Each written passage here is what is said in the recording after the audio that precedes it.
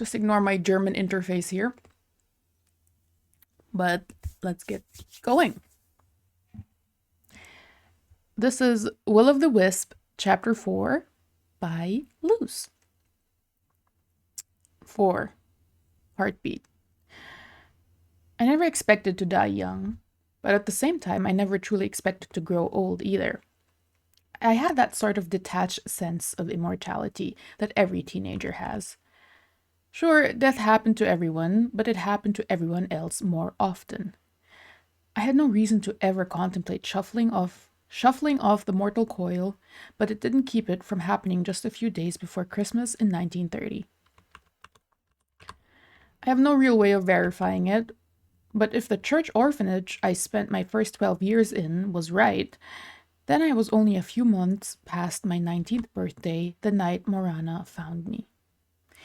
If you had told me I'd live this long, I would have laughed. If you had told me I'd still be this young body, I'd still be in this young... Again. If you had told me I'd still be in this young body at this point, I would have recommended I would have recommended you a stint on Welfare Island. I wish I could say my childhood was relatively normal, but being an orphan usually guarantees that you're in for a ride. Not all of us get to be Annie. Looking back, though, who would want to deal with racist, stereotypical caricatures, even if it meant being rich beyond imagination? No, my childhood was fucked from the get-go. The nuns told me they found me abandoned on the front steps, freshly born and swaddled in nothing but a thin blanket. I neither know nor care if that was true, but sadly, the Cathedral of St. Januarius was my home. The really funny part is that St. Januarius is the patron of blood banks. Just goes to show the universe really does have a fucked up sense of humor. Either way, my parents did not want me, and for a while it made it easy to accept my lot in life. But something snapped in me after enough beatings with a thick oak plank. When I was 13, I got a hold of some of Father Mulcahy's matches, those really long ones used to light fireplaces. I crept out of the dormitory late at night with nothing but a second ratty set of clothes under my arm as I effected my escape. I struck the matches to life on the father's office door and shoved them under and to the side. Lose these sentences. I struck the matches to life on the father's office door and shoved them under and to the side, where I knew a large tapestry bearing his family coat of arms hung proudly all the way to the floor.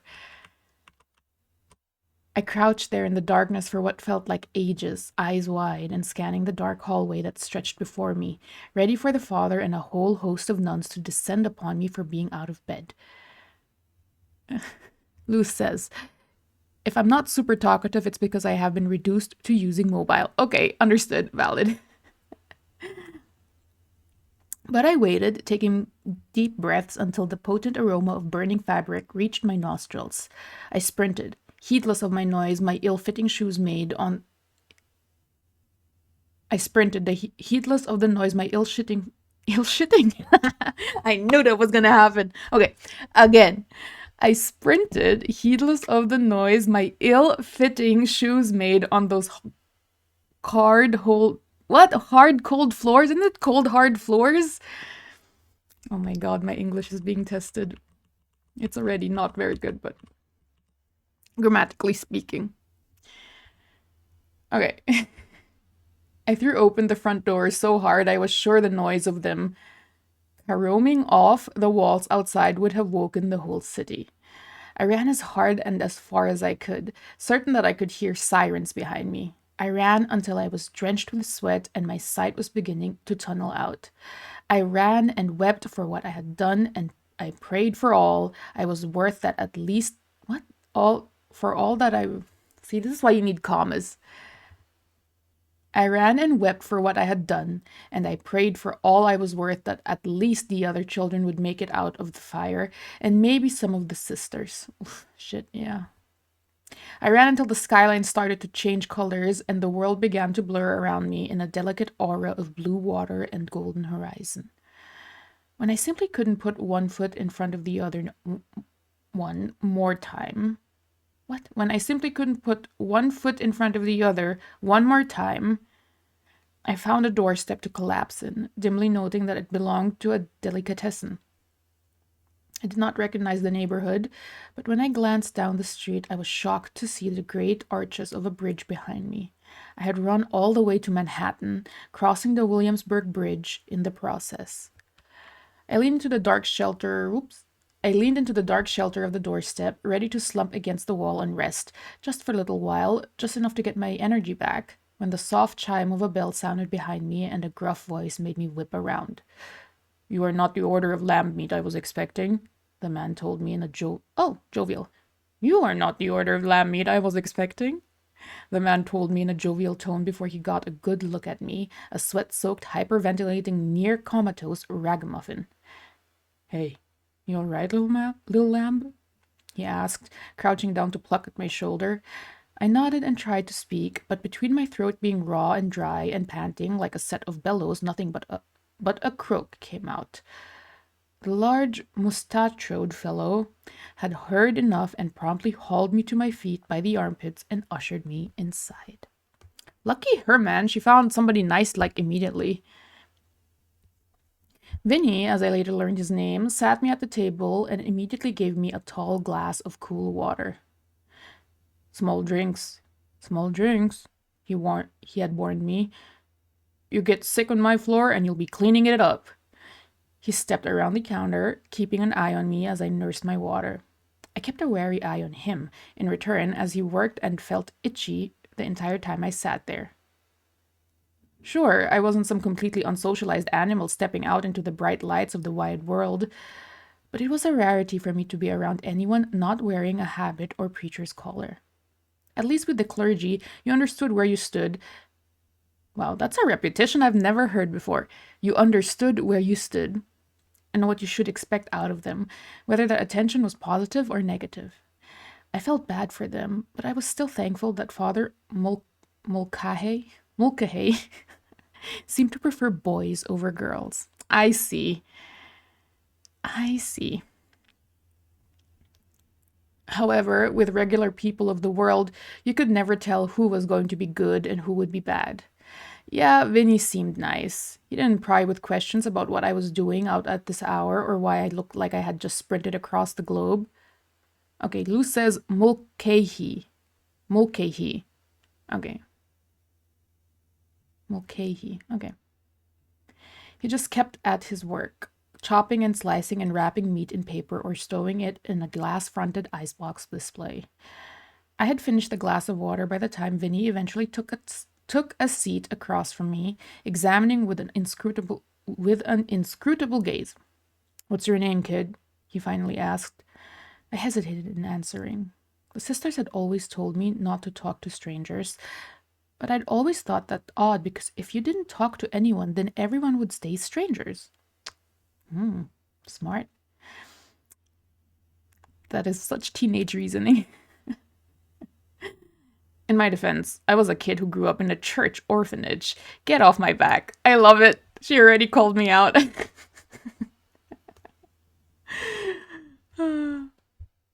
"Mal," I began, my voice cracking, voice still a little coarse. Mallory York. Oh no, this is agony. Oh, Mallory York. I'd always found it strange that I shared a name with the state, but I'd later learned they gave it to me because I was an orphan and they had no idea what other name to give me. Vinny had accepted this with a nod like he understood. "So, your parents," he began, leading me to answer. I'd be a liar if I told you that at that age, I was already a cold, hard bitch. I was rough and made more of calluses than I was softer skin. Excuse me, a status that would only get worse as I got older. But I was still just a kid. His asking for confirmation struck me hard right then, and I remember needing to fight down tears as I stared at the table and gave a shake of my head with a shrug of my shoulders. What a sentence!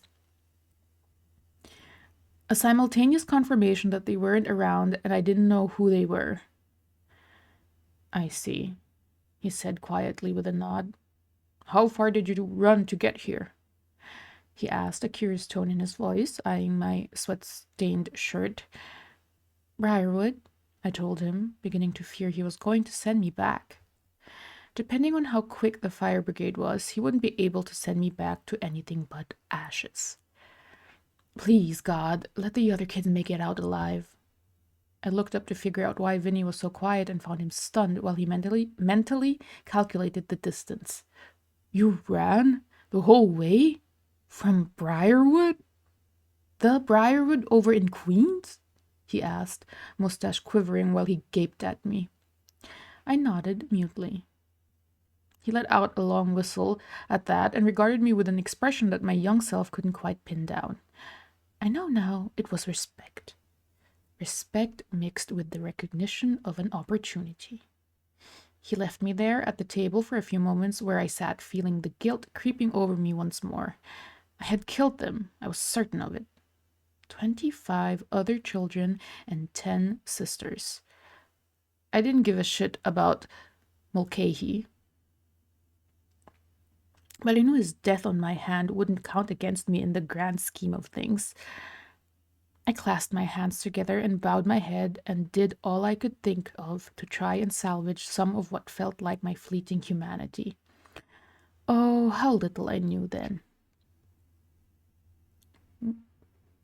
The clatter of a plate in front of me drew me from my desperate prayers, and Vinny got to see me with tear-streaked cheeks and a snotty nose. The roast beef sandwich in front of me was massive, bigger than any meal I'd ever had in my life.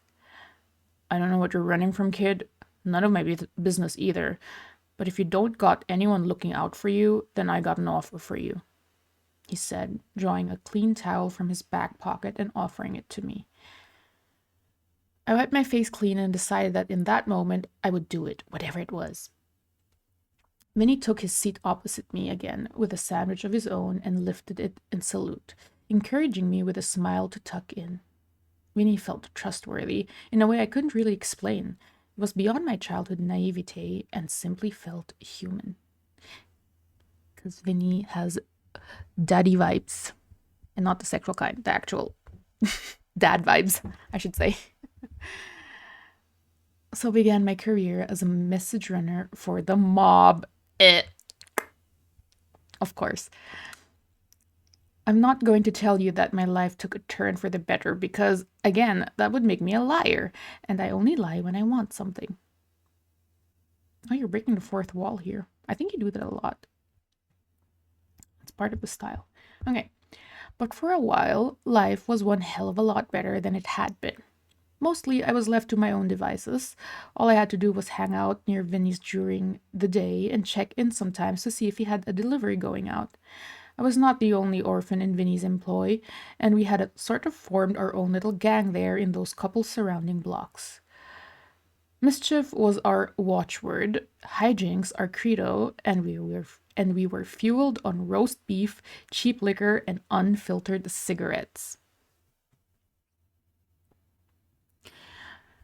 Oh, Tayzed says that they like the breaking the fourth wall because it makes the inner thoughts feel conversational.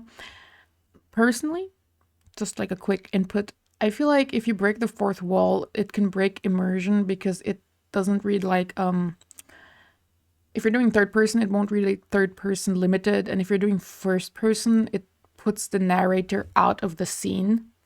You know? So I'd be careful. I'm not saying you can't do it. Yeah, it gives diary vibes. So what you're doing in first person in particular is you're creating a framing device of the story so it will seem like somebody's telling you something. And you can debate if you want that. Because if you leave that out, it would more seem like the reader is witnessing it. If you include breaking the fourth wall, it increases the distance to the story. I hope that makes sense. But I will read now. Unfiltered cigarettes. I know what you're thinking. You've done the math. If I'm around 14 now and I died at 19 in 1930, that means it is now 1925. Prohibition was in full swing. Luckily, the mob didn't really give a shit. The basement of Vinny's deli was a riot of copper stills and barrels and crates full of booze. Moonshine, whiskey, beer, whatever tickled your fancy. At the end of each day, it was part of us orphans' job to help load some of those crates and barrels and bottles in the back of a big truck that would pull up to Vinny's back door. If a bottle or two went missing in this process, Vinny didn't make that much of a fuss, so long as we swore to be careful and not let Johnny Law catch wind. And really, what sort of trouble could a bunch of drunk teenagers get up to? Yeah. I learned how to pick easy marks out of a crowd. I discovered that I preferred club cigarettes to anything else. My vocabulary of swears seemed to double every other week. As a group, we learned to look intimidating enough that no one really wanted to chance an encounter despite us being a raggedy, scruffy bunch of street rats. Probably the most amazing part of it all was that I didn't end up in bed with some random boy. A pregnancy at that age, in that time, would have been a death sentence. If not directly then, through the trials, if not directly, comma, then through the trials of being an unwed homeless mother. The attic, really just the unused second floor of Vinny's building, was our haven. The only place any of us could really call home. We all piled into one room, the whole floor covered in old mattresses and pillows and a rat's nest worth of blankets. Some of the other orphans had already discovered hormones and what happens around the opposite sex. There were nights where shame fled them and they performed for an audience full of cheers and boos and noises of disgust. One boy tried with me. I received a stern talking to from Vinny the following day about not harming the other members of our little family. I told Vinny that if that boy had wanted to keep his face in one piece from then on, he'd keep his hands to himself. But the message was sent, I was off limits. Kinda. Because I already knew then, even in a time period when it was treated as a sexual deviancy. Not that much has changed these days, depending on who you ask. They were few and far between, hidden little places in the Bowery and up in Harlem and Greenwich. Greenwich, I think you pronounce that. But we had all seen them and understood. It was questioned and looked at strangely, but a man could be with a man and a woman could be with a woman. Hell, a man could become a woman and vice versa. But I found all of that comforting, especially whenever I was around Emilia. Emilia Hamish was a fascinating creature that none of us could ever really pin down or define. She never bunked with us, insisting she had a place to go at night, and she was always first to arrive early in the morning to get Vinny's first dispatches of the day. She always had time to invest in us as well. A new trick to turn, a new sly way to fleece a target for a few coins. How to turn a penny into a stinging projectile. The best way to look innocent so policemen would ignore us. Next to Emilia and her fiery Irish red hair to go with that personality, I felt like the filthy little mouse I must have seemed to her. But somehow that didn't seem to matter. And to my utter shock, we grew close. It was a cold October night, as near to my 17th birthday as I could figure, when we spent an evening at Riegelmann Boardwalk. That's a German word. My German brain got activated. On her dime, that she kissed me behind a cotton candy stall. No. So casual, so in control of the moment, it had barely fazed her, and I spent the rest of that evening red in the face. She kissed me again outside Vinny's before she left for whatever it was she went, and I went to bed grinning. Vinny had caught us one time just outside the back door of the deli, both of us returning from a run at the same time. His mustache betrayed the way his mouth twisted into a wry smile as he took out the trash. "I see nothing," he had claimed, pulling the front of his apron up over his head and blindly stumbling back inside to leave us in a fit of embarrassed giggles. Looking back on it, it all seems so obvious that she was too good to be true. A few years went by, and whoever employed her had taught her to play the long game as well as any chess grandmaster. Every day for the 5 years I worked alongside her for Vinny, she was there doing the work, running messages, moving alcohol. She had received compliments from recipients of Vinny's messages about her promptness and courteous ways. Every day after that first kiss, we found reasons to be around each other, even if it was just sitting on the sidewalk outside Vinny's panhandling together. I died on December 21st, 1930. I suppose it was my own fault, but I can't help but pin some of the blame on Emilia. Luce, I have like an editing comment here. This could be a heavy hitting line if you set it up nicely. By that I mean, like, this is a lot of exposition, so this is like a flashback montage, right? Some backstory here. So I'm like thinking how you could do it, because this would only be a heavy hitting line if it's like in the moment, kinda. I like to put lines like these after a high moment. So this is already has the making of a high moment, I feel like. She's falling in love. It's super adorable. Vinny's even on board. It's super cute. And you have to, like, the scene that precedes this line has to, like, give you hope. And then you dash it because she died. Muhahaha. That's it. Continuing reading. I suppose it's my own fault, but I can't help but pin some of the blame on Emilia. The suggestion had come one night as we split a bottle of whiskey, sitting on the roof of Vinny's deli and staring at the stars. I think I know a way we can get some money. Oh wait, it's Emilia. What voice do I do for her? Girly? I think I know a way we can get some money. Real money, she had claimed, her voice bearing that quiet, hypnotic lilt. Okay. Let me think. How do I do that? I think I know a way we can get some money. Real money, she had claimed, her voice bearing that quiet, hypnotic lilt. I don't remember much of that conversation. I'd hit the bottle hard like most nights. I didn't have a word for it at the time, but I'd become an alcoholic by the time I hit 16. As far as I was concerned, I just wanted a drink, and the only thing that would scratch the itch in my brain was some of Vinny's whiskey. It would be risky, Mal. Real risky, but it would get us out of this place, Emilia had told me. I couldn't understand why anyone would leave such a cushy position when we had a place to sleep, a roof over our heads, food and drink, but I kept my ears open. See, this is what like punctuation would do. Because that's an emphasis, so I would like do this. Put an M dash there. Otherwise it doesn't land. How the fuck do I? Well, I cannot cancel this now. I'm so sorry. Anyway. At first, I could hardly believe that what she was suggesting, but she kept at it, voice low and persuasive and warm. If I had no alcohol, Emilia's voice would be a good second place for what could scratch my brain itch. She wanted to rob Vinny blind.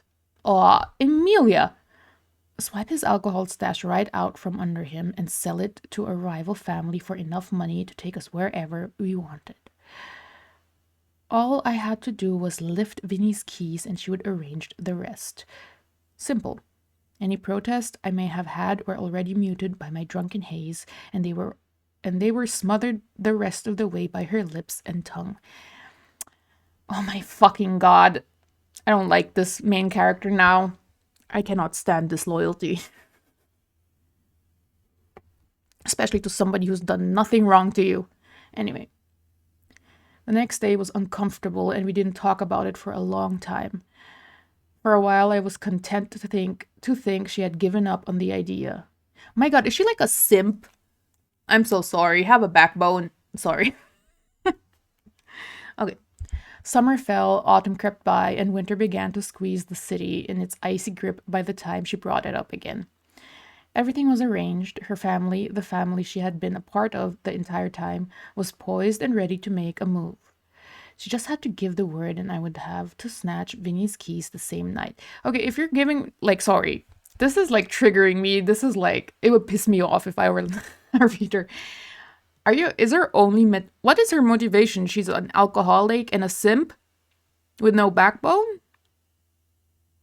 Is that it? That's all you're offering me?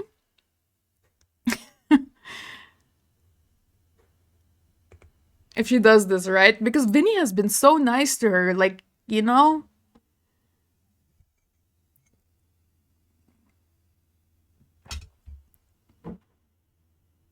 Oh my god. If something happens to Vinny, swear to fucking god. Sorry, she's cancelled as of this chapter. Okay, reading on. I can't even make it. Oh, I'm so sorry for the recording. Luce said at this point, yeah, basically just a poor drunk simp. Also, Luce is dying. Laughing my ass off. That's a quote. Okay. I can't even make it make sense now. Never mind getting it to make sense then. But I went along with it. I do it for her. And here I am now, an undead creature of the night. Price paid, I guess. That's what you get. Okay. The night I told her to pass along word, I ended up very drunk, and I don't think anyone would have blamed me. My world was teetering on a knife's edge. On one side, I had a future with Emilia in it. One where we wouldn't worry about money or anything else forever. Idealized stuff, you know? And on the other side, at first it went great. Oh, I hate it. I lifted Vinny's keyring without a hitch at the end of the workday after he locked the front door. Poor Vinny, man! Oh my god. Without giving him a warning, I had lunged forward and thrown my arms around his middle in an uncharacteristic display of affection. Okay, I'll keep reading. I'm so sorry. I'm so triggered by these kind of things. Tangent, quick one. I'm not triggered by somebody cheating if it's like well foundationed. I can empathize with it, but like you just basically confirm the thing that like with real people pisses me off. But anyway. Oops. As if on cue, my phone vibrates. Let me just turn that off. I'll be right with ya. Okay, we good. The big man was expectedly thrown off by this and awkwardly patted me on the head as I explained how thankful I was for everything he had done for me. Oh, God. The betrayal. He had sheepishly claimed that it was nothing, and I more than paid him back for all the good work I had done for him. It made my stomach knot with guilt, but when I pulled away his keyring was... See, you need commas. What, you know... It made my stomach knot with guilt, comma, but when I pulled away, comma, his keyring was hidden in my palm at my side. I was somehow able to smile and wave as he made his way home, unaware of what I had done. Or so I thought. Oof, yes, Vinny. Please. Emilia and I sat out. Not me, I. Emilia and I sat out by the back. Do you know how to do this? I don't want to be like a smartass, but just for the audience and the recording. You know when to use I or me if you just delete this and see if it makes sense. Me sat doesn't make sense. I sat makes sense, so it's I. Okay. At least it's what I remember. Emilia and I sat out by the back door of Vinny's deli, and in the later hours of the night. It had started to snow a few hours before, and a thin layer of it covered everything.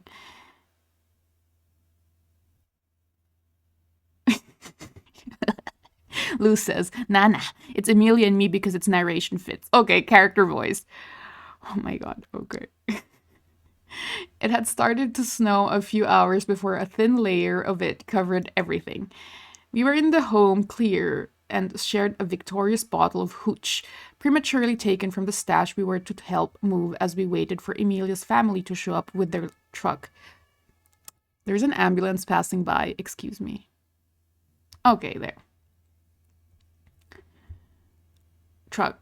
Finally show up with her truck. I would say that it had been against my better judgment to drink with her then, but I had no better judgment at that point. I was young and invincible and immortal, riding the high of a clear and better future just around the corner. We didn't talk about anything while we waited. It was probably for the best because I would have thrown up if I needed to open my mouth any longer than it took to take a swig of whiskey. A truck with a tarp thrown over the back trundled slowly down the alley after a while, and two burly men hopped out of the cab, leaving the engine idling. Emilia leapt up to explain to them where everything was, and I numbly handed them the keys. I tried to help with the heavy lifting, but I was already too far gone and was more of a hindrance than a help.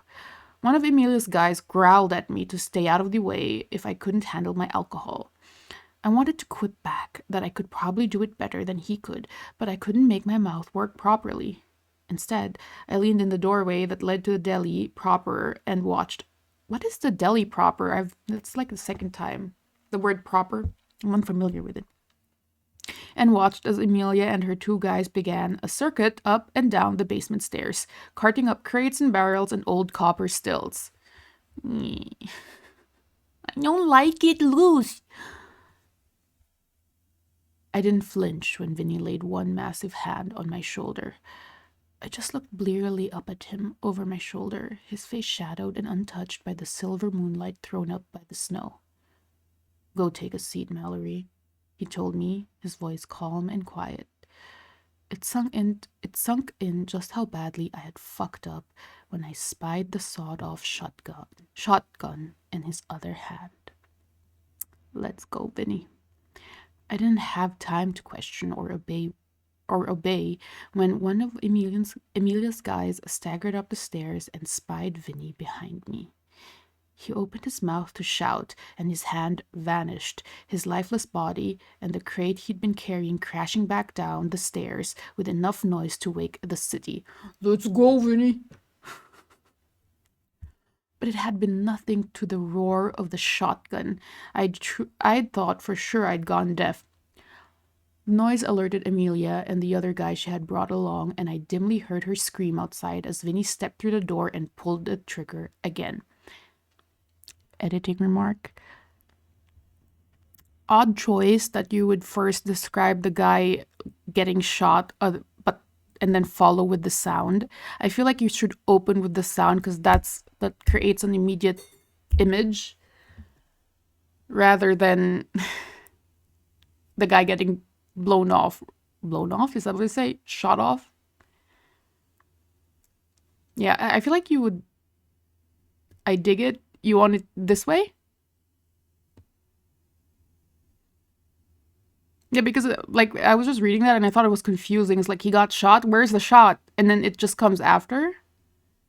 Oh, okay, okay. Yeah, you like just describe an ear-splitting boom. I don't fucking know. Find a word for a shot before the guy gets flung down the stairs and all that. Okay. I'm reading on. I was numb. It took everything I had to poke my head through the back door. The snow behind the truck was painted red as Emilia's friend bled out. He choked and coughed on his own blood as he fumbled for his sidearm, his chest a ruin of cloth and flesh. Vinny glanced down the alley, and I followed his gaze just in time to see Emilia whip around the corner. Vinny grunted something under his breath and wordlessly reloaded the barrels of his gun and made the dying man's head vanish too. "Let's go, Vinny!" I like Vinny. Vinny turned to stalk back inside, and I stupidly made to run, stumbling and crashing to the counter before I made my way to the door. But my alcohol-deadened senses and reflexes were just too slow. Vinny grabbed me by the back of my neck while I fumbled with the lock on the front door, and all of my street instincts kicked in. I swung at him, scratched at him, spat and screamed and beat uselessly on his arm, but he bore it all with hardly a sound. 'Cause he a big boy. The man was like a slab of granite compared to me, the skinny, alcoholic street waif. I begged when he put my hand down on his chopping board and held me down by the wrist alone.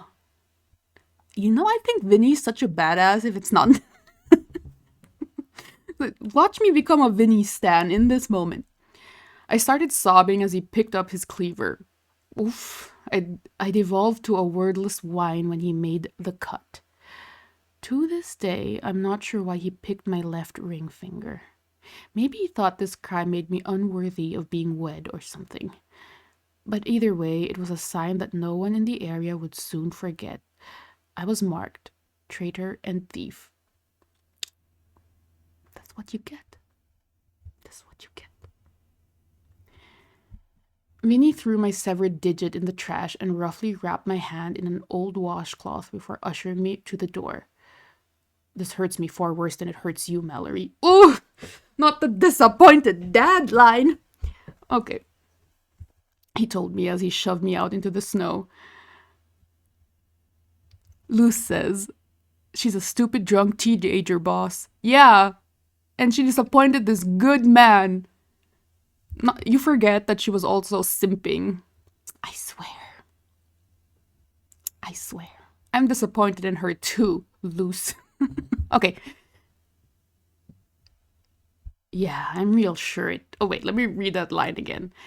This hurts me far worse than it hurts you, Mallory, he told me as he shoved me out into the snow.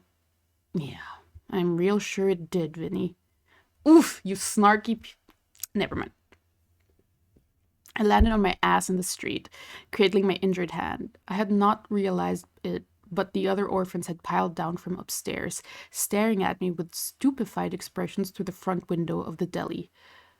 Let this be a lesson to the rest of you, he warned them with a point at me before he closed the door and locked me out of the only home I'd ever known. Yeah, am I supposed to feel sorry for you? Anyway, I don't, by the way. Okay. I didn't remember getting up out of the gutter, but I found myself walking, stumbling, really, down the street. I don't recall having a destination in mind, but against all odds, I found myself in Central Park. And in Central Park, I found a stately little gazebo where the inside was mostly spared from the snow. And inside that little gazebo, I found a stone bench to curl up under. Through a combination of the cold shock and the alcohol still in my bloodstream, it felt comfortable enough to sleep there. It was almost warm, even. I stopped shivering, and some distant part of my mind that was still lucid made peace with the idea that I might not wake up when the sun rose. Oh, Jesus Christ. Okay. I was fine with that. And why wouldn't I be? Surely the afterlife couldn't be much worse than this life. I even saw an angel approaching me. Oh my God, the next woman to simp over, would you look at that? Okay, I tried to humbly admit to her that I hadn't lived the best life, but I was still a good person. Deep down, sure. But my lips refused to work, and all that came out was slurred nonsense. She approached me regardless, feeling pity for me as I could hear her sniffing, saddened by my plight. She was strange for an angel, too. I would have figured she would be wearing white, not black. And her halo was hidden, replaced with a dark veil that hid the upper half of her face. You poor thing, she said, slipping easily to the floor of the gazebo despite her elegant dress. Doesn't your family miss you? I thought I had cried myself out, but a few tears still found their way out as I shook my head. She clucked her tongue in a regretful way as she shook her head. Everybody's shaking their head.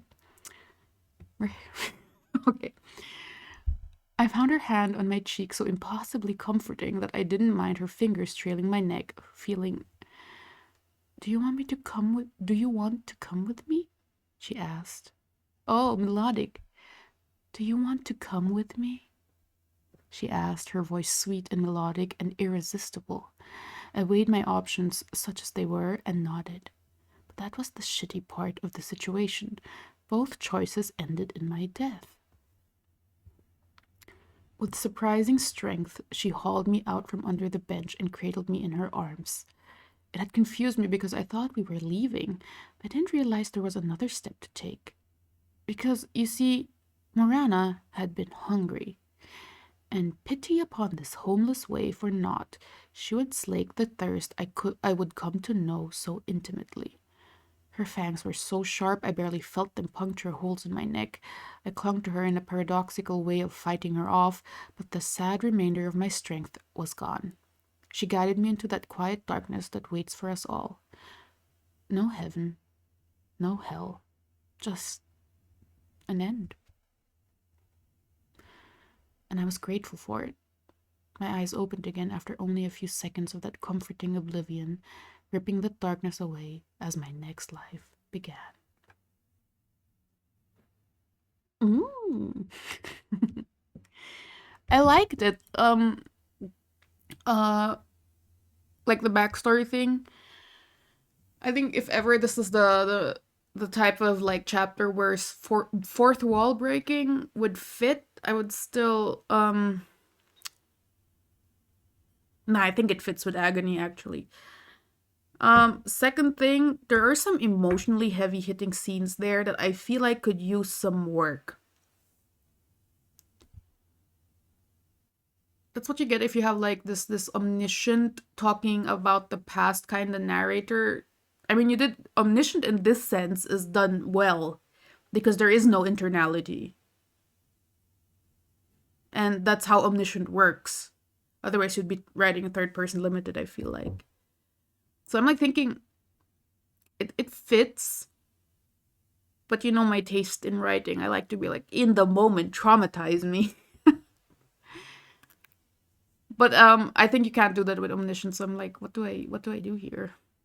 Because if you do too much of the in the moment trauma, you're gonna lose the omniscience that you have ongoing through this entire chapter. So I'm kind of torn.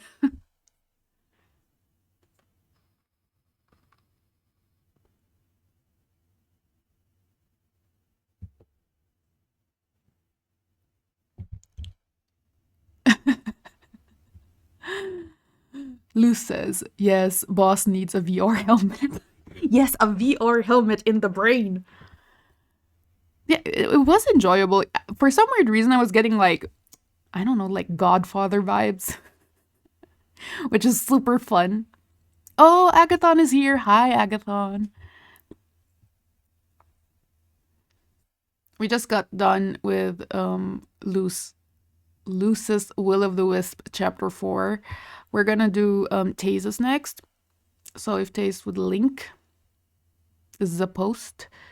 And then I want to read Agathon's. If you like, I don't know how long you're staying though, Agathon. I keep on saying your name. Now it starting to sound weird.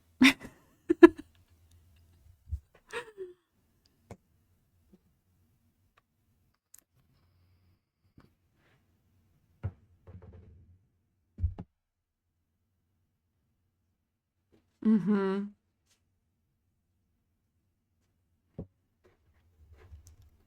Sweet Tooth. Unfinished short story. Yeah, this is only 1,700 words, so I think we can do that. Wait, how do I come back to stage? There. Okay. Let me. It's rough. I should be good. Okay, we'll do Ags after this one. I've never written like romance before. Same.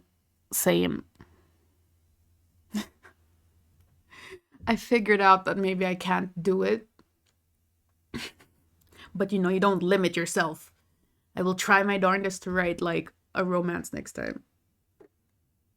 Or at least like, you know, the normal romance that's not psychological.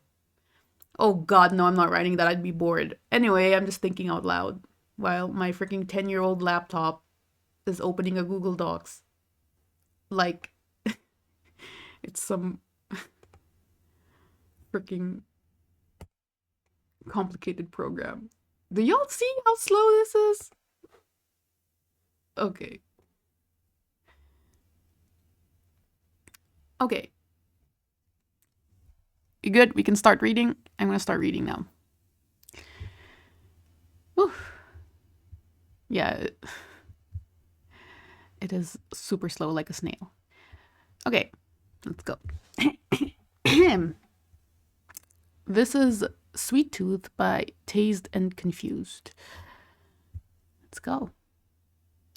Theo was used to the thick, suffocating air of the bakery.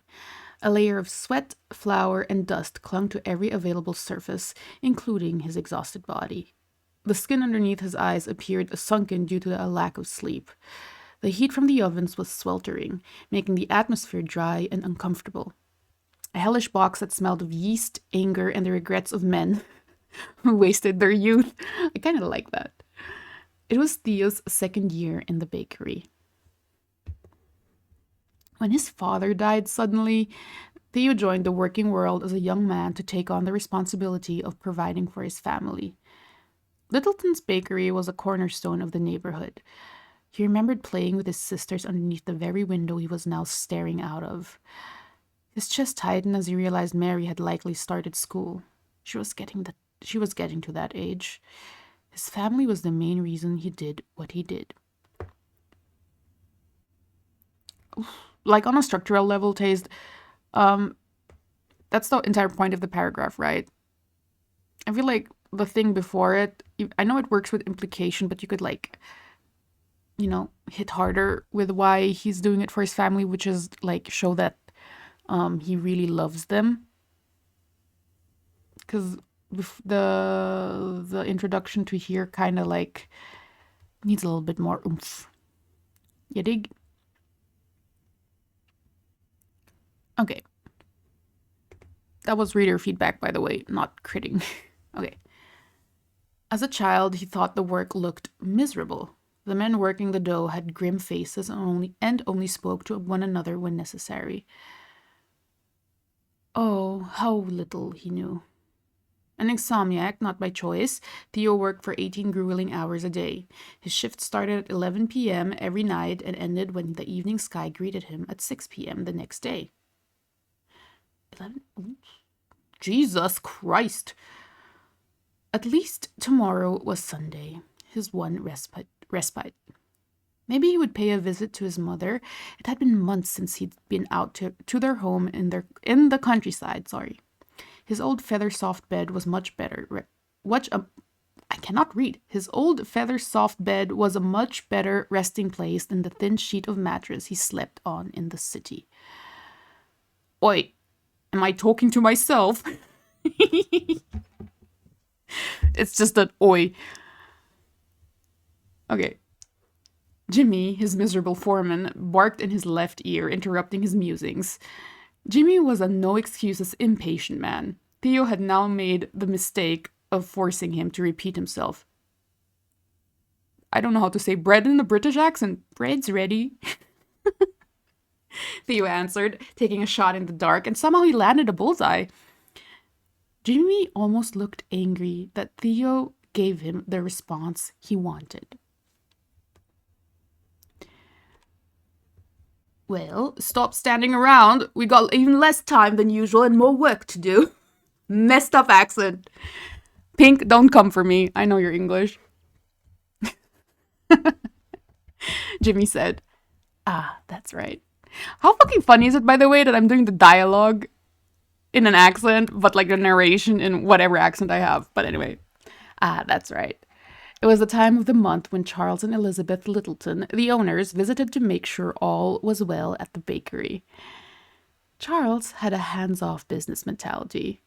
Ooh, if this is Victorian times, hands-off business mentality is like modern corpo coded to me. Leaving most of the business management to Jimmy. Without the business management wages, of course. Theo didn't blame Jimmy for his misery, just wished he wasn't the usual target for it. Oh, you're going for the modern corpo mixed in Victorian times? Well, I'll just continue reading. Theo wisely didn't respond, and he started pulling the rising loaves out of the oven. He held his breath, but the coal dust filled the inside of his throat anyway. Theo would be journeying out soon, his apprenticeship coming to a welcome end. Not that the work will be any easier. No, he'd still be doing the same soul-sucking, back-breaking work. The increased wages were what he was looking forward to. His mentor, Simon, was retiring. He stopped coming into work earlier in the week, unable to get more than a few sentences out before bowing over in a coughing fit. Uh, not that. I mean that like the word because this is a historical piece and hands-off business mentality is modern corpo language. That's what I meant by that. It like shifts the tone a little bit, you know? I don't know if tone is even or it breaks immersion a little bit. There we go. Okay. Where was I? Simon coughing fit. Okay. Oh, chat is not being recorded, so I hope this still makes sense to people watching the video. But anyway, I'm reading on. Simon produced the same thick, dark phlegm that Theo did when he first woke up in the evenings. Jesus! Theo would miss him. He was kind. This is a dash. That should be an M dash or a comma. Simon treated Theo like a person, but still ran a dependable shift. Theo would be getting his own apprentice on Monday. However, he wasn't sure if they actually managed to find anyone. Bakeries used to have no problem finding young men, often fooling themselves into joining a centuries-old industry. Bread feeds the masses, and this is just what it took to make it. Okay, sorry, I'm getting distracted by chat. Hi, Joy. Yep. Heard, understood, acknowledged. Okay, reading on. At least that was the case until a new method of bread baking began to gain popularity in London. It used carbohydrates rather than yeast to cause the bread to rise. The beginning of the cordyceps virus. Sorry, I had to do that for Joy. The process was cleaner, faster, and most intriguing to Theo. It took place during the day. Many men in the industry jumped at the opportunity to participate in this modern new world of baking.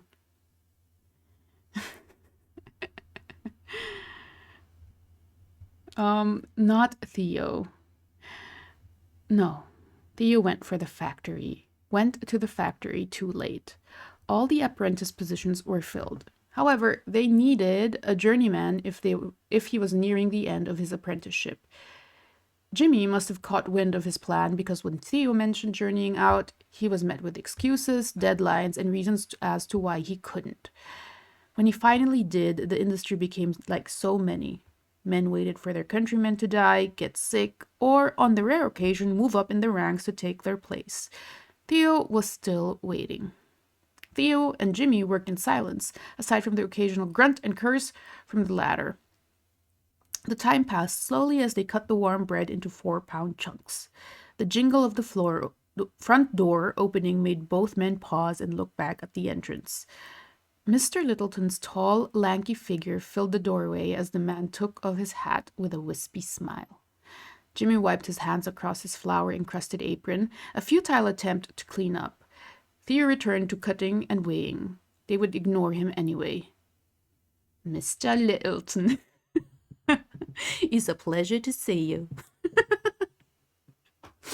Okay, Jimmy said, the false pleasantry in his voice making Theo roll his eyes. He kept his back to them. Things going well, Jim? Charles asked, his voice thin and ready from years of pipe smoking. I'm trying, Tayzed, okay? The two men's voices drifted off as they stepped into the box of an office inside the bakery. It was almost time to start the morning's deliveries. Who is this? How do you do the work? That's German, though. They work all night? No idea how to do that in a UK accent. Okay. They work all night? The soft voice took him by surprise, and he faltered, looking back again. Mrs. Littleton... Oh, it was Mrs. Sorry. Mrs. Littleton must have stayed in the baking area rather than listen to the two men talk about materials and wages. Wait. No, it was Mr. Okay. But she wasn't alone. No, the one who spoke was someone Theo hadn't seen before. A young woman was standing next to the tight-lipped matriarch, staring up at Theo with curious round eyes. They were a comforting dark brown. Her hair, visible beneath her white bonnet, was also dark, falling in thick curls over her shoulders. Theo became hyper-aware. Hyper-aware is not a Victorian word. Theo became hyper-aware of his appearance, soot-covered pants, a thin, dusty, chalky apron. There was flour in his hair and on his face.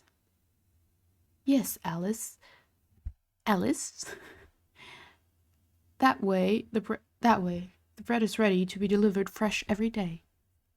I have no idea what I'm doing here, but anyway. Mrs. Littleton answered, absently wiping dust from the girl's dress. Theo took that as his cue to get back to work. However, he could feel eyes on his shoulders. You know, I wish I could do a Cockney experience Cockney accent. That would be so funny. Like the modern one, like Jason Statham. Oh, I wish Ezra can do it. That seems terrible, Alice said. Oh, full of sympathy. Her voice full of sympathy that Theo wasn't used to hearing. Yes, well, someone has to do it, dear, Mrs. Littleton said.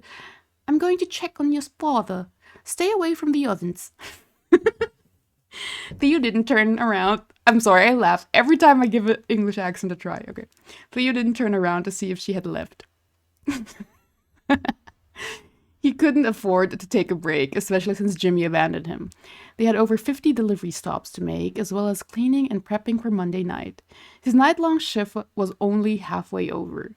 He started cutting the gingerbread, its spiced scent teasing his nose. He'd always had a sweet tooth, and cutting the gingerbread was his favorite part. The burnt edges or scraps were usually free game, but he resisted the temptation. Theo wasn't stupid enough to steal a bite with the owners in the building. Fair, that's smart. Goodness, that smells amazing. Her soft voice. Soft. I can do an accent or I can do voice acting. Not both. I need more experience. Oh. Her soft voice surprised him for a second time. Alice was closer, standing right next to him now. Theo, not sure what to say, smiled awkwardly. He wasn't accustomed to people outside his social class speaking to him. What is it? She leaned over the table, taking a deep inhale. Her long eyelashes brushed the tops of her cheekbones as she closed her eyes, the pleasure evident on her face. Gingerbread? Theo answered, his voice coming out gruff from disuse and dust. She opened her eyes, looking up at him again. Can I try some? She asked, sounding earnest and seeking his permission, as if he had any other choice. He nodded, gesturing for her to help herself. She reached for a corner of the bread excitedly, but jerked her hand back with a hiss when she touched it. It was still steaming from the oven. Theo, used to the heat from the day after day exposure, stumbled over himself to apologize. It's hot. Allow me, he said, feeling foolish, and hurried to cut off a piece. She brought the burnt finger up to her lips, sucking on it soothingly. My face right now is this supposed to be sexual? Like the butterfly mean? Is this sexual? Okay. He dropped the bread. Whoops, here, He trailed off as she giggled at him, her finger tracing her bottom lip. Oh, this is sexual. That's it, I've decided. He grabbed her another piece, keeping a firm grip this time. He held it out to her, but she didn't take it. It was still hot. She moved towards it, mouth parting expectantly. ¿Cómo? Okay. Her pink tongue poked out slightly as she ate the gingerbread from his hand. Her lips pushed softly against his fingers where they held onto the bread. He dropped his hand like she burned him. It's delicious, she said, covering her mouth with a dainty hand as she chewed. Thank you, miss. Theo tipped his head respectfully. He tried not to stare at the bob of her throat as she swallowed. Señor, it is el pan. What are you thinking? Okay. Alice, she corrected, holding out her hand. Theo hesitated momentarily before grabbing it and bending slightly at the waist. His calloused fingers gently held her soft ones, and he brought it to his lips briefly. Theo, miss. Theo Barrow. I wish I could do a Cockney accent. Okay. Theo knew how to act around a lady. His mother taught him that from an early age. He released her hand, straightening to his full height. He tried to ignore those doe eyes as she looked up at him. Couldn't ignore how her breath now smelled like gingerbread. Thought about how she... Ooh, that is not a complete sentence, so that would be a comma. Comma, thought about how she might taste like gingerbread. Well, but... That line came out of nowhere. Thought about how she might taste like gingerbread. I like it though. Okay. Whatever look was on his face made a pink flush spread across her cheeks and nose. God damn it. Welcome to what I went through yesterday, Tayzed. Oh my god, I feel you. Okay. The moment was interrupted by Littleton's wheezy laugh as he, Mrs. Littleton, and Jimmy entered the room. Theo firmly turned back towards the bread and started cutting and weighing again. He had work to do. It was nice to meet you, Mr. Burrow. No, that's like the English R, right? Whatever. It was nice to meet you, Mr. Burrow, Alice said and moved to stand next to her mother. Theo simply nodded, no longer allowing himself to look at her. Aww. Is he shy or is he horny? What do y'all think? I vote on the latter, obviously.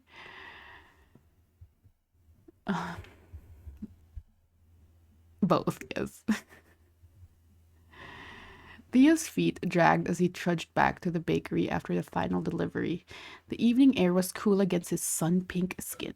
He relished in it. Although the bed waiting for him was just short of a method of torture, he couldn't wait to get off his feet.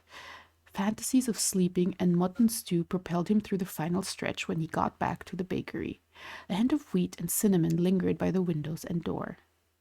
He began his closing and prep routine. Usually, Jimmy would be there helping, but he had run off with Mr. Littleton earlier, shouting something about interviews and no good workers.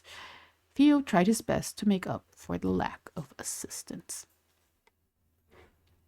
Okay, that was the end of this one. Let me just catch up in chat. Tayzed says, I'm so embarrassed right now. I really reacted to that. Luce says, one of us, we all get to go through it sooner or later. That is so true because I be begging for this shit. And so far, people do deliver. Agathon says, there's nothing to be embarrassed about here. Exactly. Trust me, nothing to be embarrassed about, but I get it, you know. I get it. That's all I'm saying. Oh. Luce says, I made it through having oh my god, do I read this on YouTube or will I get flagged? I'm not gonna read that. I'm sorry, Luce. I might get like content warninged here. But I like it. I like the build up. It's because there's like already conflict in the exposition. The thing that I feel like you should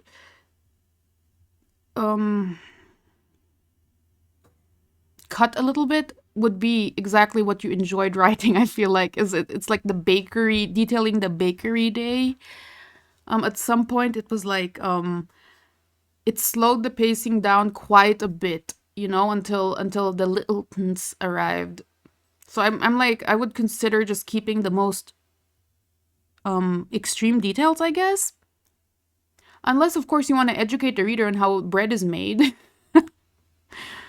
But just my personal opinion, because this is a short story, you don't want to waste a lot of space or time. You want to get the story moving to what you intend it to. I would just like, you know, maybe like condense that a little bit.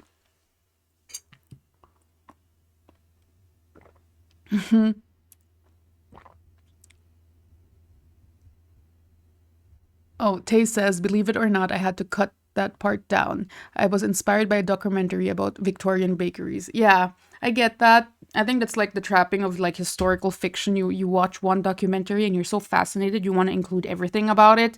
But this is fiction and you kind of have to like only include information that's tied to the plot.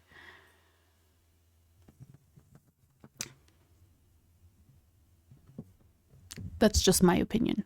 Okay, keep that in mind. I'm just one person. Right, but it was fun. I think this is like when I read your writing style, we, you know, real recognize real, I guess. I have that with Lime.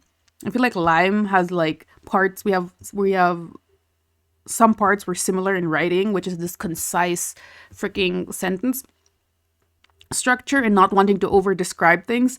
And with you, I feel like you have that thing that I enjoy also, which is this emotionality that I love in my prose and reading too. This internality that I enjoy. From what I remember, because you did write the one where it's also about like the addict. So that's still like, in my memory from your writing style. That was you, right? I'm sorry. Yeah, Porcelain Locks, yeah. I remembered. I'm so proud of myself. I usually have such a bad memory.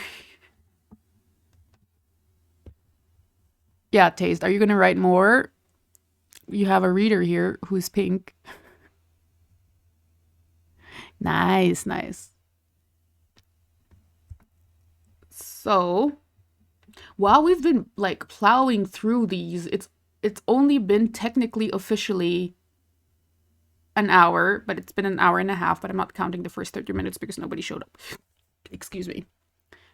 And we're already through. Maybe I can do 4. Depends. How long is Agathon's? Can you link it, please? Yes, nice. Agathon's is 3,557 words. Wait, oh shit, wait. I clicked on a link in your post. Let me just... There we go.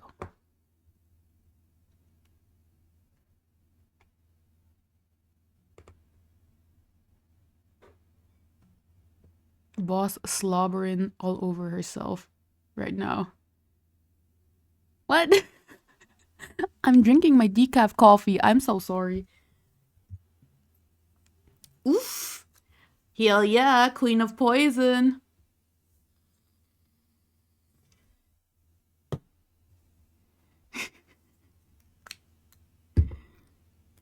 Let me just like hydrate a little. Toxic. Yeah.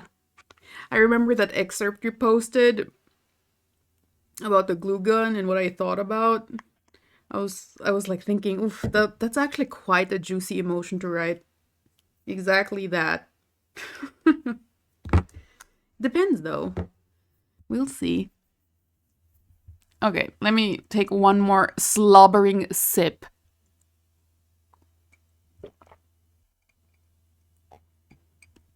Those were 3 sips. Okay, I am prepared. Ugh, we gotta zoom in though. And we gotta do it in German. Oh, fuck. There, zoom. Okay. Let's go. This is Queen of Poison, the prologue and chapter 2 by Agathon. Prologue, Eden. Bruises, cuts, and broken bones. We all experience them growing up, a way we learn about consequences and pain. They paint the borders to our experience and frame our understanding of the world, a way we learn our limits, our morality, our mortality. Except, I learned I didn't have consequences. I didn't have limits. I got to make pain my medium and I practiced its strokes. At first, I just thought it was because I was special. I'm not sure who put the idea into my mind first. Coming from my parents seems implausible. They aren't ones to ever unnecessarily flatter. I do know how I learned about being special. A caregiver used to read this picture book about a dancing giraffe that everyone makes fun of, until they all realize how special his dancing is. It is a stupid book. I knew early on that being special meant people didn't make fun of you at all. That you could make them afraid too. That you could make them afraid too. That it was better to be a hungry panther than a dancing giraffe. It didn't take me long to learn that I wasn't special. Not yet, anyway. If I wanted to be a panther, I'd have to grow my claws and practice being a huntress. No, I wasn't unique. Something else kept me from repercussions of my choices. By then, I thought it was because my father was simply good at his job. Being a senior partner at a prestigious law firm had its merits. It was the power of a name, a knowing look, an implied request. My mother wielded it even better than he did. She's his second wife, and I often wondered why he bothered given how little we saw of him, with how busy his job kept him. This is present tense. A bit weird, but okay. But it wasn't just the job, not exactly. The real truth is that everyone has secrets, and the more connected you are, the deeper they seep. And I wasn't the only one in my family who doesn't worry about consequences. My father doesn't. My father doesn't, spending more nights away than at home. My mother doesn't, flitting from one project or business venture to the next, from one project or business venture to the next, inevitably leaving each worse than when she found them. My uncle didn't worry about the consequences when he cornered me alone one Thanksgiving. Ay, Dios mío! Agathon! Was ist das? The cornered uncle. Oh my... the uncle cornering. And that's when I learned another lesson. Some secrets weren't meant to be shared. Not ever. Opening them just lets the toxins spread. Spreading through connections, familial, social, professional connections to other people are like poison. Sometimes quick, sometimes slow, but it always ends. Again, are we in present or past? Okay, but it always ends the same, in sickness or in death. My family was sick. The poison in our veins is undeniable as our name. Traurig. It means sad, gloomy, unhappy. Who in their right mind would make that their name? But here we are. Yeah, that is what traurig means. Bruises, cuts, and broken bones. The injuries were always to keep me safe from them. An antidote. My first bruise, I think, was in kindergarten. A boy in my class wanted to trade me a kiss for a candy. I don't remember what it was, just that I wanted it. I grabbed the fat on his arm so hard and twisted, not letting go until I got what I wanted, and he got nothing. I watched the splotch at the bottom of his sleeve grow for the next week, like a caterpillar turning into a butterfly. The first cut was in 3rd grade. Her name was Jasmine, and we sat up in the mesquite tree? Mesquite? I don't know. She said we would be best friends. All I knew in my childish mind was that best friends told each other everything. I didn't want to tell my secrets, so I pushed her out of the tree. They came running as she bled while my legs swung in the air. I perched like a panther, and I remember how good it felt being above them all, out of reach and untouchable. The broken bone was at 12 when my doubles partner, Tamara, lost us a match and then sat moping next to me. I still remember the sound when my racket cracked over her pinky, splayed out next to me like a worm. I didn't have to worry about her costing me a trophy again. Broken hearts came later, and were not nearly as satisfying. Never worth the commitment or time, unpredictable and messy, and much anger as pain. There's no lingering satisfaction. You can't see the bruises on a heart or the scars on a soul, if such a trite thing exists. And a broken body, well, it's not until the summer between high school and college that I'll bury a body. Oh, hell yeah! I do it because sometimes there's a rot burning in your veins and your mind, and it makes you feel more alive than you thought possible. Wordy sentence. Okay. Because sometimes the antidote is its own sort of slow death. Because sometimes holding that kind of secret for someone is worth it.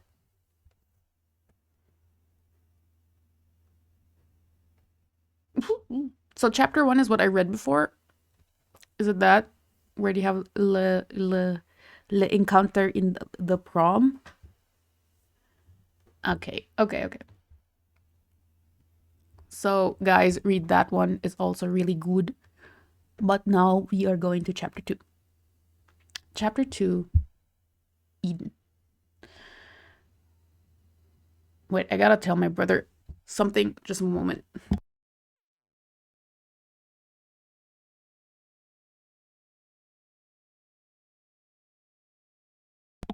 Okay, I'm back. All right.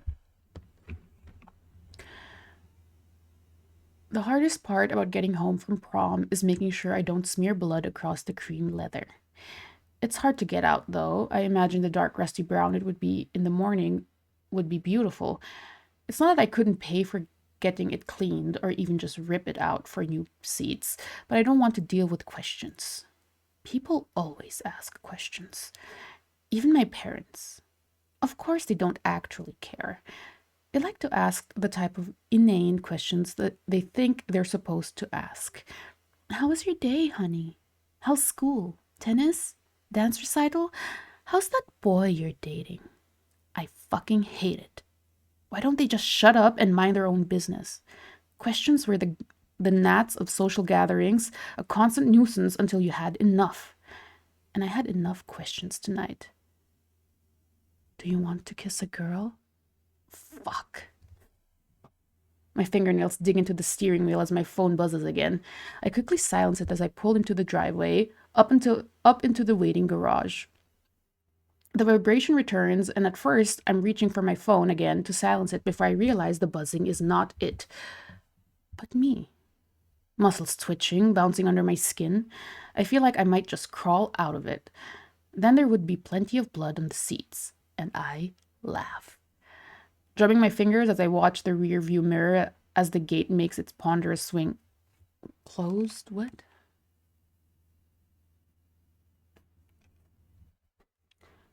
There's two so simultaneous action here. I'd break that up in a sentence. Okay. Where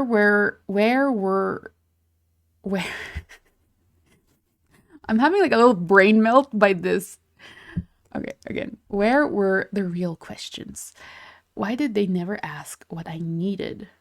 Mom never asking, how can I be so annoying when I barely talk to you? Dad asking, how many pills did you have to take today so you didn't want to stab my eyes out, you fucking bitch? The gates clattered together and then stilled. Only then do I let my shoulders ease, but before I could enjoy it, the question returned unsolicited.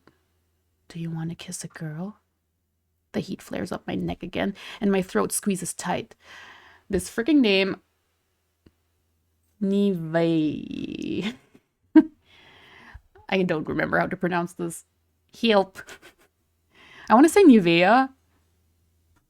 Oh, it is! Oh my god. So it's like that brand, that Nivea lotion. Okay. What a fucking stupid question to ask. Of course I don't. A girl? What was she, 12? I can kiss anyone I damn well want. Man, woman, a devil in red. But I don't want to kiss anyone. Honestly, kissing has never been a favorite pastime of mine. What I do want is her. I want her to get out of my head. I want to hurry inside and clean up. Getting out of the car in my still damp dress, I look back at the car's seat in disgust, soggy and tinged with pink. I suppose if my parents want to get nosy, I could always tell them it was menstrual blood. It wouldn't be the first time I've used that lie, and it's not like either of them knew when my cycle was. Hard to pay attention to those things when you're never around. Hell, not even Gavin has any clue, and we've been dating for coming up on 2 years now. Well, that's sad. Okay. But empathy isn't his strong suit. I know, right? Which means we get along just fine. Thinking about him makes me realize my phone buzzed again, and I refuse to acknowledge the inbox cluttered with unread texts or singular missed call, even though my skin itches at the sight. Instead, I go inside. I'm relieved for once neither of them are home. Though, why would they be? It wasn't really a home in the first place, just a pretty prison that was vaguely home-shaped. Kicking off my heels, I savor the feel of the cool tiles on my bare feet bare feet before padding upstairs and straight for my bathroom. On the way, I begin to look up how to get blood out of clothes. Pausing in front of the long mirror, I stare at myself. I barely recognize the mess in front of me and bite back a laugh. Why would I need to worry about the state of my dress? I'm never going to wear this garbage again. I wasn't some trash that had to wear it Oh my god, I wasn't some trash that had to wear it more than once. I wasn't like her.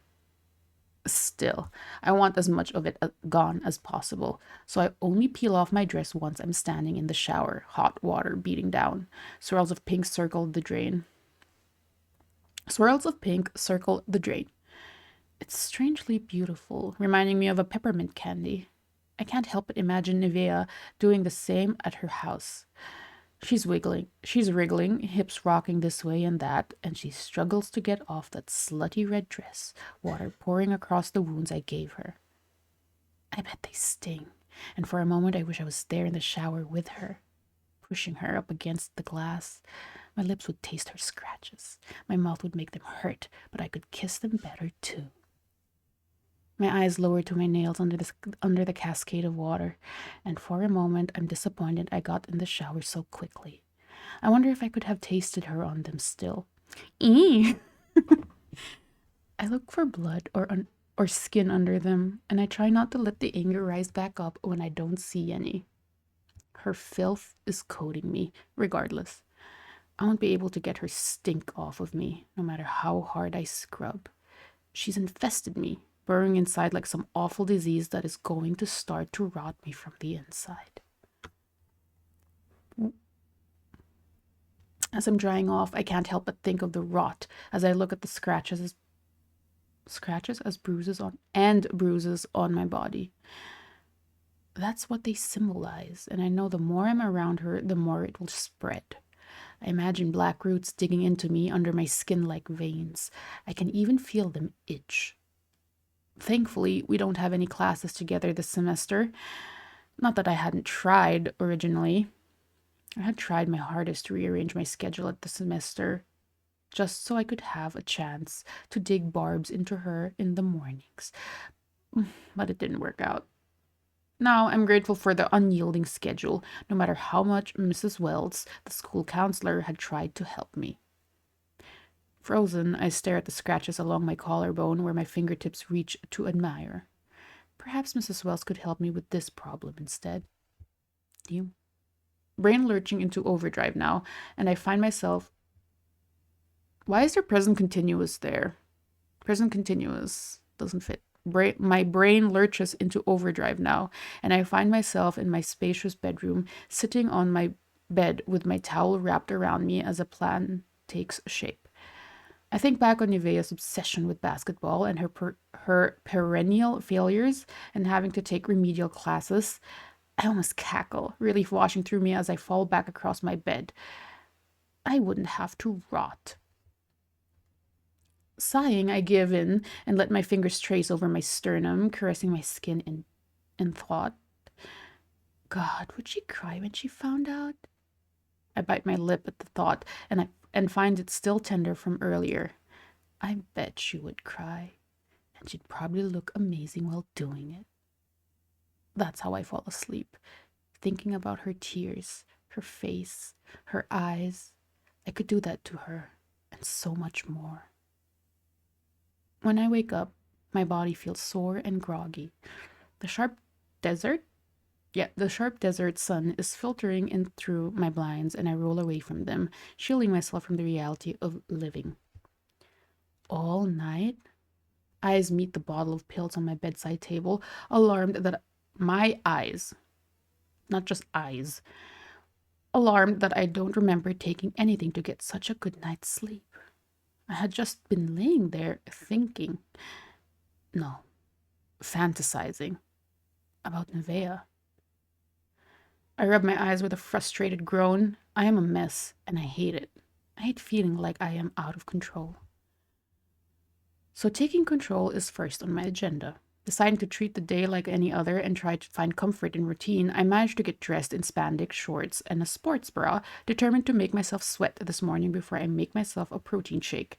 Sitting at the large granite island, alone with my phone plugged in charging, I scroll through social media while drinking the rich, vaguely chocolatey blend. I'm checking up on the rest of prom night, any mentions of me or what may have happened. I check Nevaeh's Instagram out of impulse, but I immediately swipe away when there isn't anything but a picture from her from before the dance, arm in arm with that. The doorbell makes me jump. For a moment, I panic. It's just a second, but it only makes me more angry at myself. At Nevaeh. I have nothing to hide. I wasn't doing anything wrong. Why did she make me feel that way? Feel so small. Knuckles tighten as the feelings wrestle back down. You repeat feel 3 times here. I would use a synonym for this one. Oh, wait, you didn't see that one. Okay. Someone at the door meant they knew the code to the front gate, but I still check the ring camera. One tension shifts to another as I exhale sharply, seeing Gavin there in the fish-eye lens. The distorted field of view isn't a flattering look for anyone, yet in his polo shirt and sharp khaki shorts, he still manages to look the picture of class and athleticism. I'm imagining the dude from The Purge. From the first Purge movie. That's Gavin now in my imagination. Okay. Like the snooty rich kid. Yeah, no, without the mask, obviously. But yeah, him. He's pretty tall, and that compliments me well enough. Not actually giving me compliments, but in the way a nice purse would, as an accent. That's why I picked him, of course. It certainly wasn't for the conversation. Or the sex. The sex. My fingers curl, wanting to take again. Wanting to feel her body clench around them. Fucking Nevaeh. Given the choices, I resign myself to conversation as I take my time making my way to the foyer. I straighten my spine, then open the door, greeting the bright warmth of the day with a lazy smile. Oh, Gavin. A few meticulously placed pieces of sandy blonde hair. See, I knew he had sandy blonde hair. Exactly. Lay across his forehead, the rest closely cropped. Rich brown eyes meet mine, flickering over me with agitation and concern. What the fuck, Eden? He cuts me off, relief and... Oh, wait. Can I do a snooty... What the fuck, Eden? You know, like Gustav from Gstaad, that meme? The Gstaad guy? I'll try, but okay. He cuts me off, relief and exasperation in his voice. Broad shoulders relax. But whatever worry was there is immediately replaced with a growing darkness in his eyes as he sees I'm alive and in one piece. Where did you go last night? You just bailed on me. Okay. I came home, I say, shrugging one shoulder. I keep my hand on the door, not interested in inviting him in if he isn't going to be a good boy today. Sorry I didn't text, I add, unable to put any real feeling into it. That's it? You don't get to treat me like I'm just one of your little sidekicks. Like I don't deserve answers. Oh, are we going for like rich kid that's like, whatchamacallit, kind of dumb?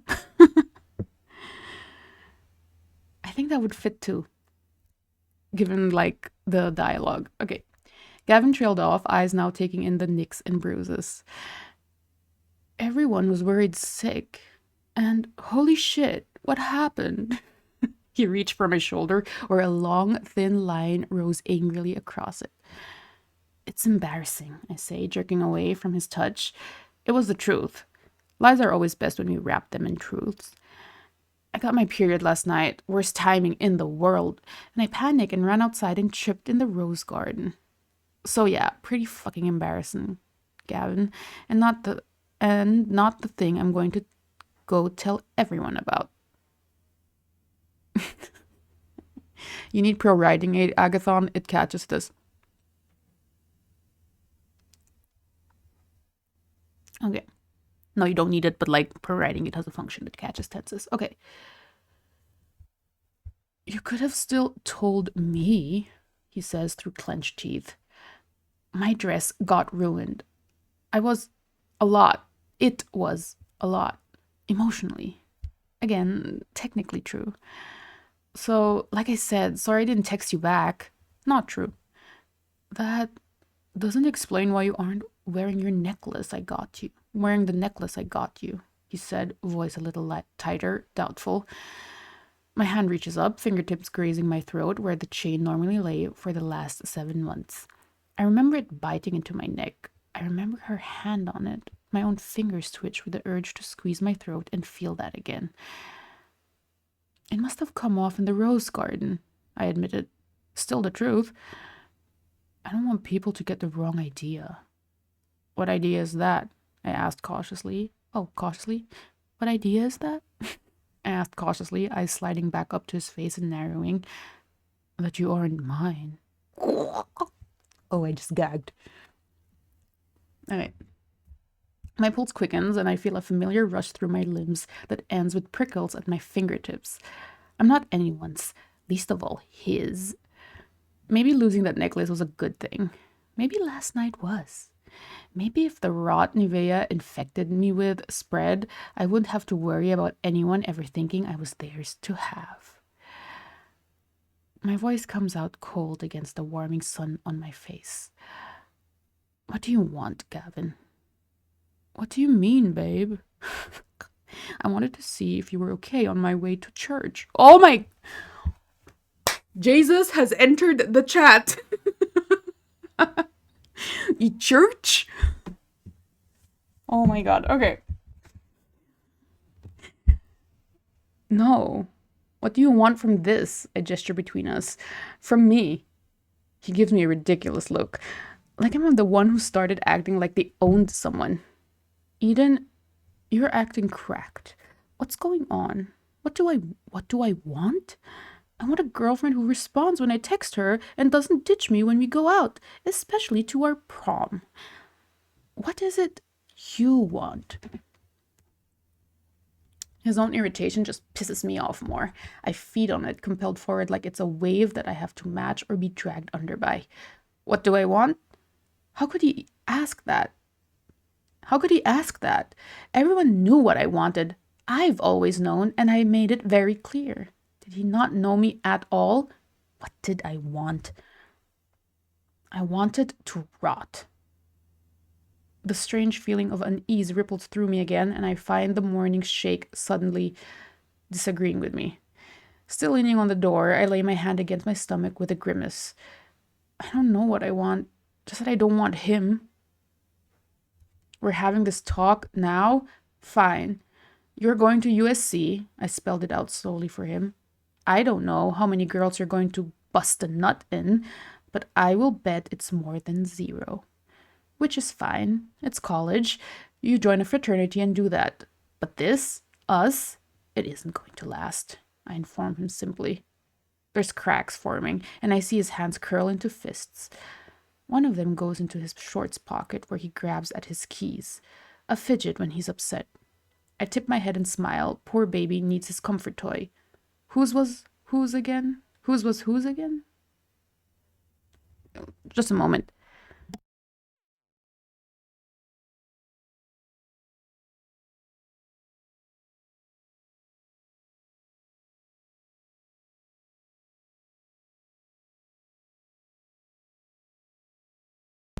Okay, I'm back. Sorry. Whose was whose again? When he speaks again, his voice is quiet and hard. Just like that, Eden? He scoffs, shaking his head, but there's already a smile on his face, and he's chuckling. Well, I lasted longer than Elise, and twice as long as your favorite outfit, so I guess I should be fucking grateful. Yes, he should be. Gavin takes a few steps back, twirling his keys around his index finger as he stares off past the manicured landscaping. Ornate and unwelcoming, mostly decorative rocks and cactuses. You realize this is going to look like shit. Oh, it's him. You realize this is going to look like shit. you dipping out on prom after making a big scene with those dykes and then us breaking up, the school will talk. This was about clout. That's all it was. Neither of us cared about each other, about petty fame and social standings with a group of people that were never going to matter again. That's an incomplete sentence. I feel like it should be... Yeah, it's incomplete, this one. It's missing a subject. Yeah, it's missing a subject. Yeah, I hope that makes sense. But making waves and rocking the boat, heaven forbid. And people say I'm shallow. I'd rather turn the boat over and see who could sink or swim. At least that would be fun. The floundering, the drowning. Nails scratch against the side of the door as I tighten my hold on it. My nails scratch against the side of the door. Why you do this, Agathon? Fine. You get the summer as my boyfriend, but I'm done putting in the effort. That's all you get. The title, the arm, but not me. I'll play your game until you go off to college. Eden. He twirled his keys again, frustration making his voice growl. Oh, growl?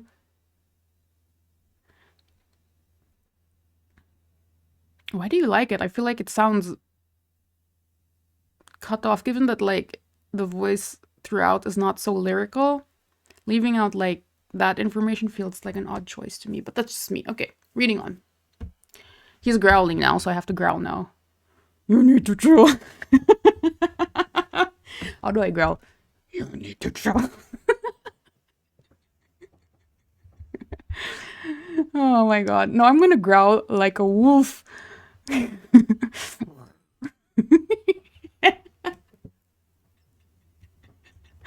Okay, no, for real now.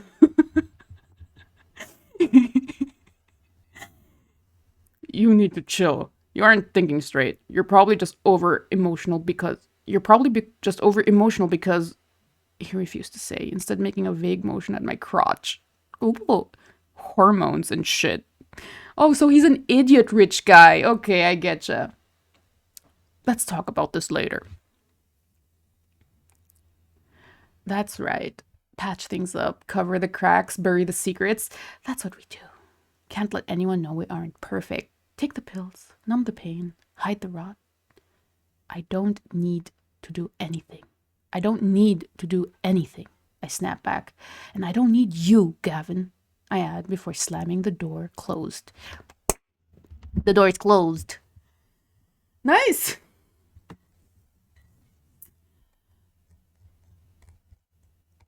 Okay. I'm just like thinking about what my short form feedback is, since that's the official thing we do now. I would cut the entire workout thing. Where was that? With the shake and checking the Instagram seems like filler to me. And it just reiterates the message that she's like hung up on Nivea. So you could cut that. That was one thing that stood out to me, where I was thinking, why am I reading this? I would like find a way. Like, I like Gavin. I gave you like two options here. I gave you entweder, that's German. Either the snooty rich kid like in The Purge, the oh so polite but actually fucking toxic, you know, Purge thing, or you could give him the dumb rich kid, which is, I can only think of a true crime dude, and his girlfriend, I forget his name, but his girlfriend's name that he ended up killing is Yardley. And he had this fucking like you know that straight thing, the dude. Am I making sense? Do y'all know what I'm talking about? Yeah, Yardley, dude bro, yeah, dude bro and rich.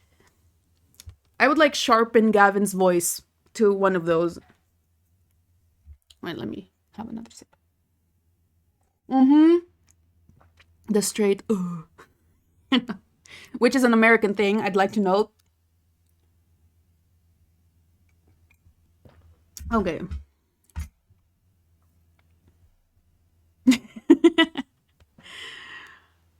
think we can do one more if somebody wants to volunteer. But like on this piece, it's nice. Well, not nice, but it's good. Pacing wise, so you're opening with a sex scene, and then you're also opening with a prologue. I'm not sure if I like that.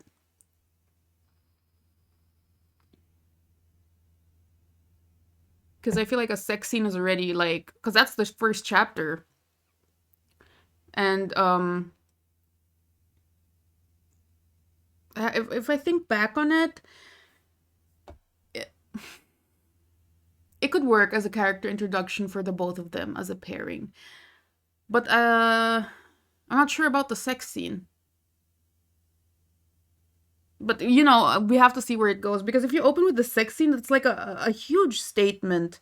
Because the way I was reading it is as a short story when I first read it, and I thought the sex scene was just the resolution of it.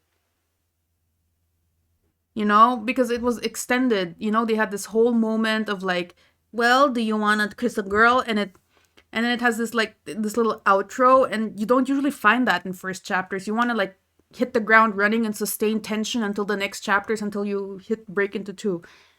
So that's what I'm just like thinking about. Or do you plan on editing chapter 1?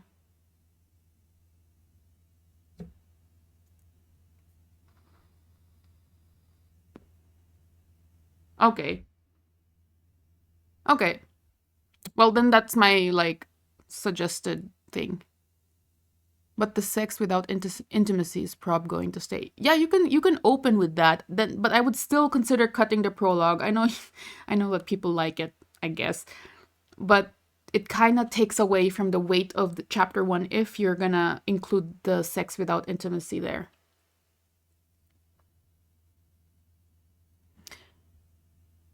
Well, Pink, this while Agathon has a Yuri freaking server tag, Yuri is a different art form.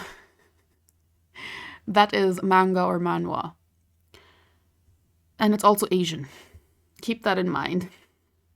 Asian storytelling is like hella different and super chaotic, in my opinion. I don't particularly enjoy the plot of it, to be honest, because nothing ever makes sense.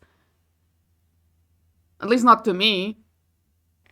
This too is Yuri. It is Yuri. I know what Yuri is. It's lesbian like pairings, but I'm talking about the genre of like Yuri is the counterpiece of yaoi, which is from manga.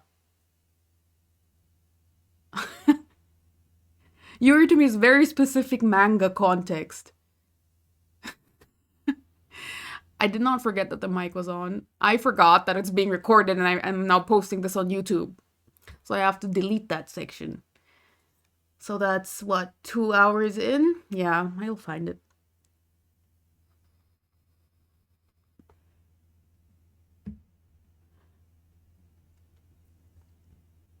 And mind you, like Eastern storytelling is, in my opinion, I don't like have standards for it, to be honest, because like I don't get it.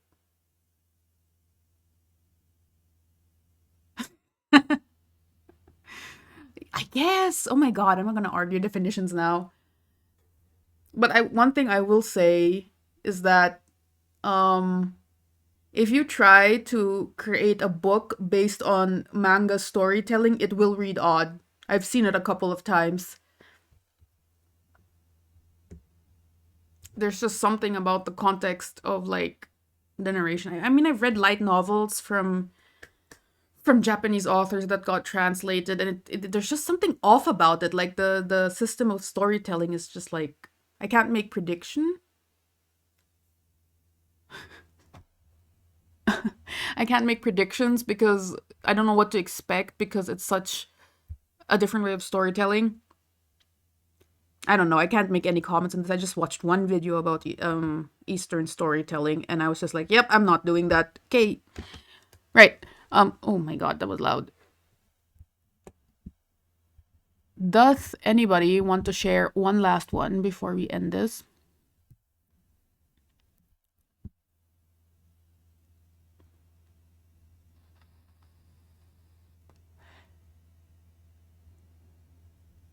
In Crit Corner, that is. Does anybody else have something posted?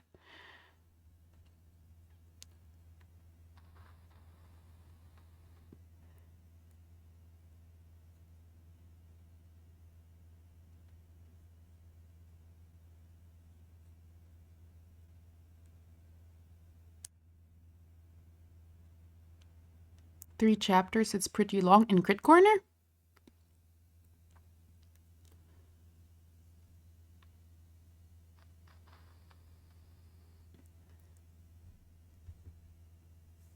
Slightly over. That's a 40-minute read.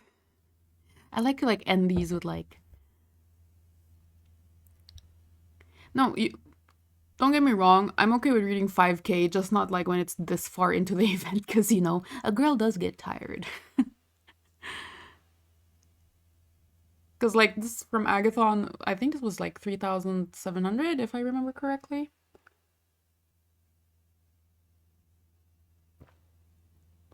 Or we could. No, we can't. I'm not in the mood to do a debate. Would you believe it?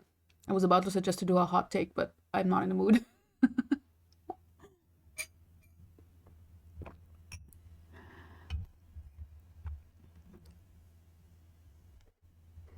Who was here yesterday? It was Pink. Was Tayzed here yesterday? I don't remember.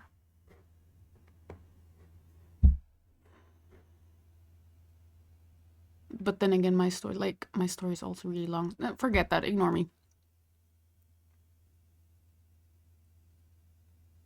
Aw, that's too bad, Pink. Bye. Okay. What the fuck do I do now? We can go for Tayzed. I can read Tayzed. Spoiled. Because everybody now. Or Joy. Don't you have anything, Joy? That you posted? I saw you posted today. We could read one of yours. So that everybody gets one story read today. Is only fair.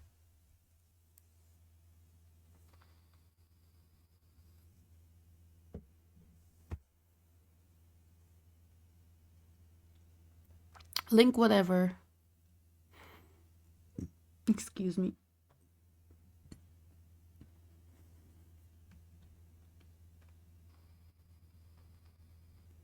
I'm super sure.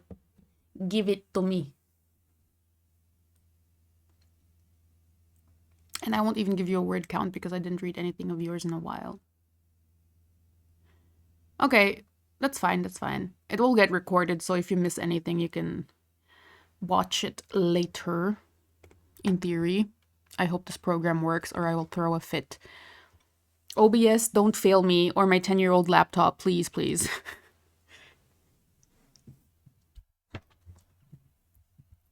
There it is.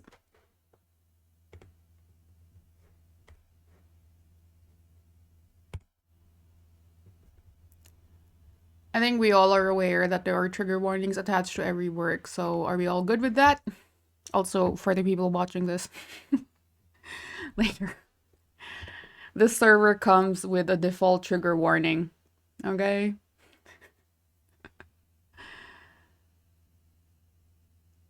This is Arcane fanfiction, so it's the muscle mommy. The battle of the muscle mommies.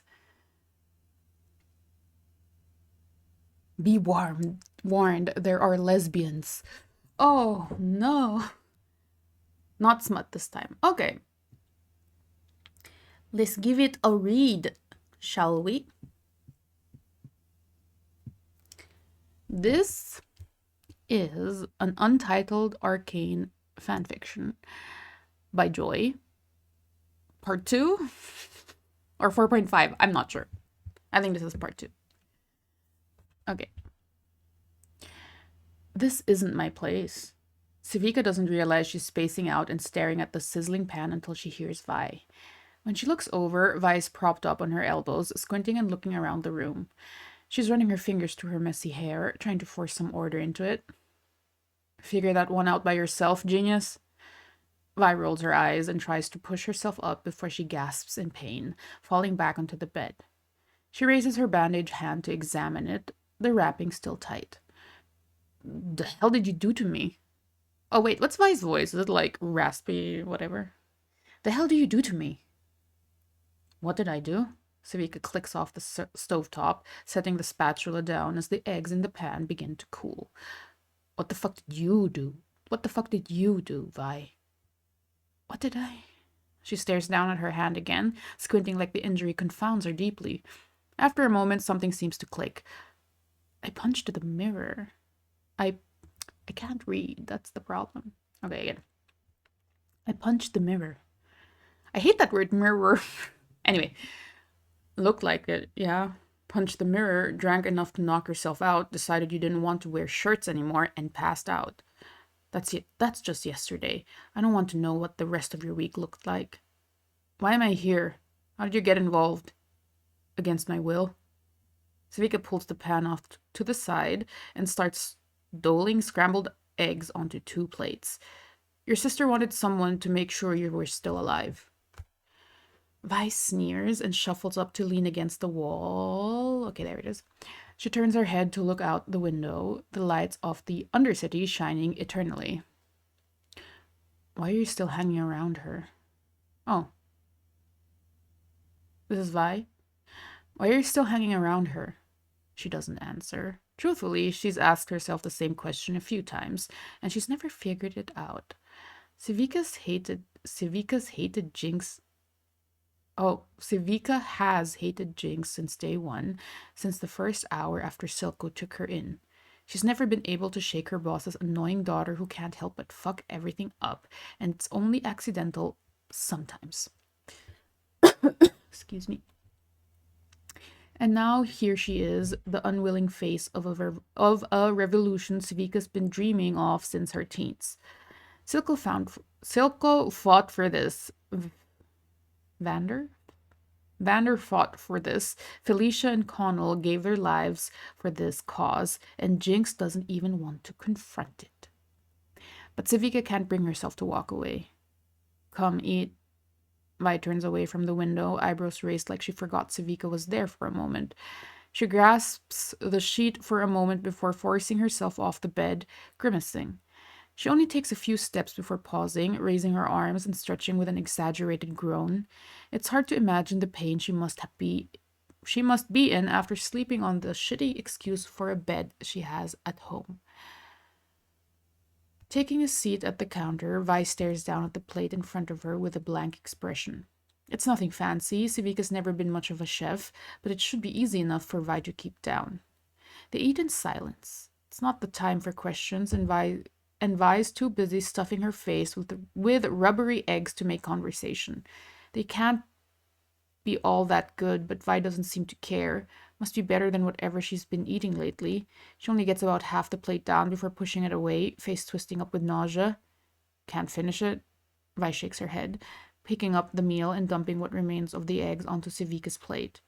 She doesn't take it personally. Savika can't even imagine the hangover Vi's dealing with. Before she even woke up, the lights were dimmed, just bright enough for Savika to see at all. She jerks her head toward. Note to you guys, if you use towards, I do it too. It's toward. No S. She jerks her head towards the bathroom before taking another bite. Shower, towels in the cabinet. Vi looks over to the bathroom door with a blank expression, staring for a moment before standing from the bar stool and leaving the room. When Vi returns half an hour later, she's wrapped in a towel, black hair dripping down the side of her neck. Her hand is still wrapped up, the bandage dry. She must have held it out of the water. Her clothes are bundled in her other arm before she deposits them on the floor by the foot of the bed. Grab something from my dresser, whatever fits. Oh. Grab something from my dresser, whatever fits. Savika doesn't look up from the dishes as she speaks, halfway done when she shuts off the water. It's a much slower process with one hand, but it's progress at least. When she turns around, Vi's dressed in a loose top and boxers. Savika isn't sure what she expected, but she has to admit she's pleased to see Vi in something more comfortable, something that suggests she's not running away quite yet. Drying her hand off on the towel, Savika leans up against the counter and goes to cross her arms before pausing awkwardly and resting her hand on the ledge. So, The fuck was that about? What? Vi crosses the room and falls back on the bed, pulling her knees up to her chest and leaning against the wall. She won't meet Civica's eye, eyebrows raised like she has no clue what this could possibly be about. What happened? You've been going through it for a while, but I haven't seen anything like that before. Not from you. Just got some news I didn't want to hear. Exactly what news justified enough to sedate a horse? Vi sneers at the floor, reaching up to rub a spot behind her neck. What do you care? Answer the question. Crossing her arms, Vi turns to stare at Civica for a long moment before closing her eyes. Maddie fucking Nolan. Am I supposed to know who that is? Vi sniffs, head falling back into the wall. I don't know, maybe. Found out Commander Kiraman. Kiraman? Commander Kiraman is screwing one of her subordinates. Weren't you one of her subordinates for a while? Ooh, okay, that's juicy. Joy says Kiraman is Kiraman. Oh my god, the double M is getting me because my German brain is conflicting, but Kiraman is Vi's ex. Just for people who are watching this after the fact. Yeah, I'm gonna nerd out for a little bit, but in German, if it's double M, you split the word here. So it's Kiramman. So you like have to pronounce double. Anyway, reading on. Weren't you one of her subordinates for a while? Not the point. Vi narrows her eyes, pressing her lips together. Fucking Maddie. Fucking Maddie? All buddy-buddy but with me, but when we met... What? All buddy-buddy with me when we met. She raises her voice to a mocking tone, mimicking an accent Civica can't place. Good to hear you're joining up. Glad to have you on that team. It's nice to know that there's still good ones left. Her head quirks as she speaks before shaking her head in defeat. Repetition of head. Then she turns around and hooks up with Caitlin the second I'm out of the picture. I mean, what does she have that I don't have? A last name for one. Shut up. Also not the point. I mean, it's only been like 2 months and they're already hooking up? Not like you. You've taken a vow of celibacy, right? Civica derides, raising an eyebrow. For some reason, that's a little hard for me to buy. That's also not the fucking point. Vi huffs, crossing her arms. Plus, come on, a mutual friend? That's low. And Caitlin? Shit. Civica rounds the kitchen to sit at the bar stool, leaning on the counter and propping her head up on her hand. Everything she knows about the situation is tertiary, gathered from half-finished conversations with Vi and news disseminated from Piltover newsies. Piltover? I don't know. Part of her is still tempted to cut Vi off. Civica got her answer. Anything else Vi says is voluntary. Still, she'd be lying if she said she wasn't curious.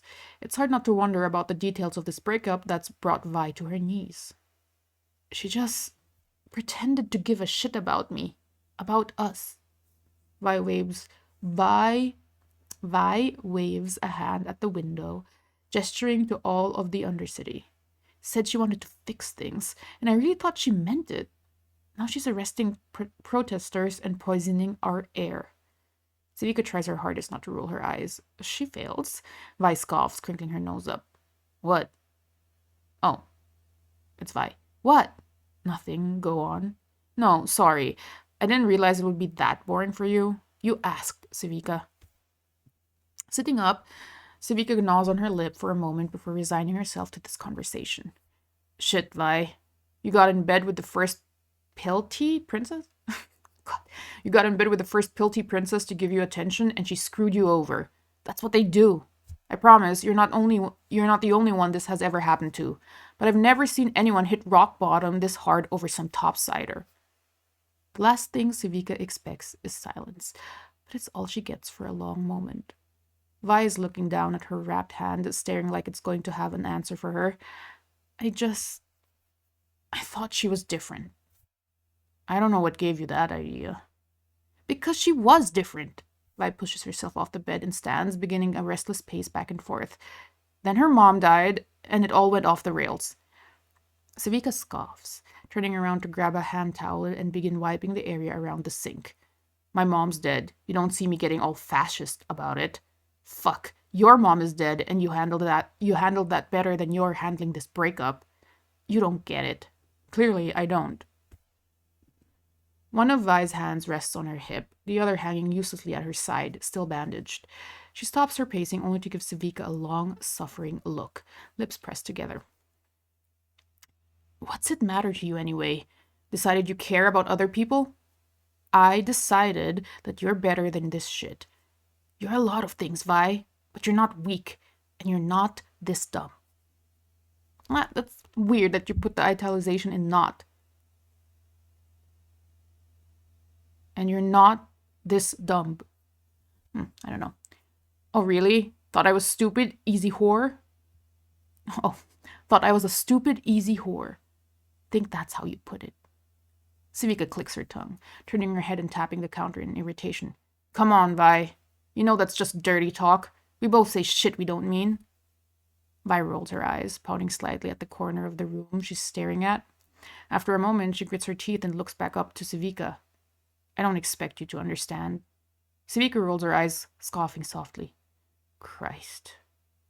You don't need to be a child about it. She was... Vi starts, cutting herself off and raising a hand. She was what, Vi? Pretty? Treating her like a human being for a couple of weeks? Fuck, you should know better. You should fucking know Pilties think we're trash, and if any of them could get over that, it wouldn't be Princess Kiraman. You put like weird italizations and it's throwing me off, in my opinion. Okay, read on. She's loaded even by topside standard. She was supposed to fucking save me, Savika. Vi practically spits out, sneering at the floor in front of her. She can't even make eye contact, and she says, as she says it, furious at something Savika can't put a finger on. That's the first thing Vi has said that forces Savika to pause. Of everything Vi could have said, she didn't expect that. In fact, she can't think of anything that would have surprised her more. Save her? If there's anything Vi isn't, it's a damsel in distress. Vi has never needed saving, not that Savika can remember. Even as a teenager, up against Silco's best, she didn't hesitate to take on the fight alone. God knows there's no saviors in Stillwater, and before all that, Jinx swore Vi had been the best big sister ever. See, here, like, I know you just responded in chat that you need to cut down on the italics, but even here, Jinx swore that Vi has been the best big sister ever. Like, personally, I'd put the freaking italics on ever, but you put it in best, which is throwing me off. Anyway. Vi kept her safe, made sure she was taken care of, looked out for her, beat up bullies, turned herself in to protect Jinx. She's always been so strong. Now Vi's got her head in her hands, palms pressed into her eyes as she sinks to sit on the bed. The strength she associates with Vi, the harsh words, and butch swagger, she can't see it right now. It'll be back before the day is out, Savika is certain, but right now it's just Violet, a young woman with no family and no prospects who made the mistake of putting her faith in someone. You don't need to be saved, Vi. Vi shakes her head, shrugging as her hands pull away from her face. Her head hangs for a moment before she looks up at Savika, eyes red from the pressure. I know. They sit in silence for a long, heavy moment. Part of her feels guilty about pressing the topic, but after finding what she thought was Vi's lifeless corpse, she deserved some answers. Savika's seen plenty of what couldn't bring Vi down, but this girl has managed to destroy Vi in a way that 8 years of prison didn't. Vi rises from the bed, kneeling down to grab her pile of dirty clothes by the foot of the bed. This was a mistake. Hey, wait, stop. Savika steps forward, taking Vi's wrist and guiding her away from the idea of retreat. Come on, you don't need to go. I don't have anything to do today. Her voice is lower, softer, like she's trying not to scare off a stray dog that came up to her on the street. Vi chews on her lip as she stands upright, looking off to the side. There's a chill on her skin as Savika grabs her shoulders, rubbing up and down to warm her up. This apartment is always a little cold, as is the rest of the Undercity. Usually it doesn't bother her, but Vi shouldn't have to bear it. Maybe I have plans. Do you? Vi meets Sevika's gaze, her head tilted to the side. No. She lets herself be pulled into a loose embrace, pressing her face into Sevika's neck. The left strap of Sevika's tank top threatens to fall off her shoulder as Vi nuzzles into her, slipping before Sevika trails a finger over her skin and tugs it back into place. It feels so strange to be without her arm for this long, especially in front of another person. Excuse me. It feels vulnerable on some level, like she's missing something that's become an important part of her. Obviously, her actual arm is missing, but the mechanical replacement feels just as integral to her body as the rest of her limbs. I would delete this. The phantom pains haunt her daily, but they're worse without it. Still, it's a relief in some ways, the weight taken off her back and shoulders for a few golden hours. Vi should be the last person Sevika would trust with this vulnerability, but Vi is here in Sevika's baggy clothes, disarmed and dragging her fingers over the metal part of her shoulder like it's just more skin. Okay, yeah, I would omit. It feels like a tangent. Like, ideally, you set this up before with the arm thing, and you don't like catch the reader up and then immediately resolve the tension of the arm thing. You know what I mean? You set it up a little bit earlier. Maybe while she's like cooking, that's already odd that, Vi is seeing her without her arm. And then you pick that moment up here. Yeah, you could. I would suggest that because this like takes away from the moment. They're just about to get like close emotionally. Okay, cool. So much change for both of them the night of the explosion. Both of them lost something they've suffered the absence of ever since, something they've grown around, the pain of loss becoming a part of them like anything else. They fall into the bed together, Sevika tugging the blankets over them and pulling Vi closer. The bed is cold by now, but they've got all day to warm it up. Vi doesn't look at Sevika. She just rests her hand on the arm around her torso, a half-hearted acknowledgement of the affection. This close-up, she has a perfect view of the deep wine red in Vi's hair, smelling almost sweet with the soap Sevika only uses for lack of options. Not once in a decade of use has she thought of the soap as even pleasant, and now she can't help but appreciate it. No, Vi doesn't need saving. She never has, but she might just deserve it. No. Cute. Oh, we got a little bit more. Okay. There's still no sunlight when Sevika wakes. She hadn't expected any, but in the first moments after her eyes open, she almost wishes she never lived topside. Vi is curled up into her side, dozing quietly with an occasional hum, and Sevika can't help but wonder how she would look in the sunlight. They're right next to the window. If they weren't underground, the light would stream in through the Buddha moment. If they weren't underground, the light would stream in through the glass, casting an orange glow across Vi. It would be a nice bit of extra warmth to stretch out in, at least. A collection of charms and jewels hang in one of the corners, strung together in a clumsy but intentional design. Isha had left it on her bed the last time she came over. She tried to give it back, worried the girl had forgotten it, but Jinx waved her off. It was a gift, apparently, meant to hang in her window. Add some color to that cave you live in, you know? Kid's got a real heart of gold. If Sevika could afford sunlight, it would be glowing, adding a multicolor haze to the fantasy. She closes her eyes, pulling Vi closer to her chest. It's right there in her mind, the sight of Vi in the light. She could swear it's real, right in front of her, breathing softly into the crook of her neck. If she just opens her eyes, she'll see it right here. Maybe Vi will wake up, yawn and stretch, smile at Sevika like she's a good thing to wake up to. Close her eyes and doze off again like Sevika. Sevika's never hurt her.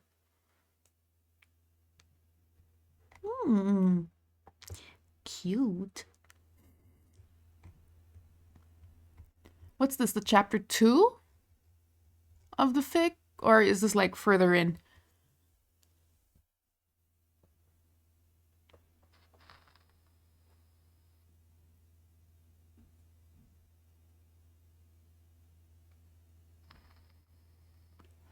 Oh. Oh, you have like, do you have like a similar structure than Menno? I never understood that. I think it's super weird to me.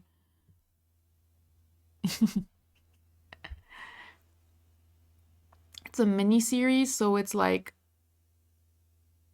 this is an episode of said mini series. If I were to think about like, okay, okay, I get it, I get it. Cool, cool. I've been reading like I've read a couple of these of your work for this pairing, actually. One smut, one two not smut. Ah, I see, I see. Well, thank you. Two smut, actually. True. I have read so much smut. This is not a good sign, or is it a good sign? Like, I'm already like confusing the smuts. It's a good sign, yeah. Two whole smuts. I read like two whole smuts in this economy, exactly. And there's a third one. Well, well, well. Well, as it's looking right now, our next live reading is probably going to be for the Schmut Showdown. So I hope y'all are working on that, because I will read every single one. And I won't even require that you be there, because that event is explicitly for the writing competition. Respectfully, I call BS. What do you mean? With all the last minute live. Eh. Guys, I have to do uni work. The next one will be sooner. That's so true. Okay, fine. The next scheduled one, there, an addendum. The next scheduled one will be for the Smuts Showdown. Yeah, that's so true, Luce. I do that, actually. Plus, if you like spend the entire day just studying, you kind of want to do something you have fun with, which is reading schmut. Enter joy, please, please. The more the merrier. I'm gonna submit something for sure. I'm probably gonna write it in a day or two and then just submit it. Yeah, unwind time is important. But alas, I'm going to have to wrap this up. Thank you for coming, everybody. This was a lot of fun. We got through 4 stories, which is double the amount that we usually go through, which is super nice. I had fun with all of them. And yeah, I'm gonna stop the recording now.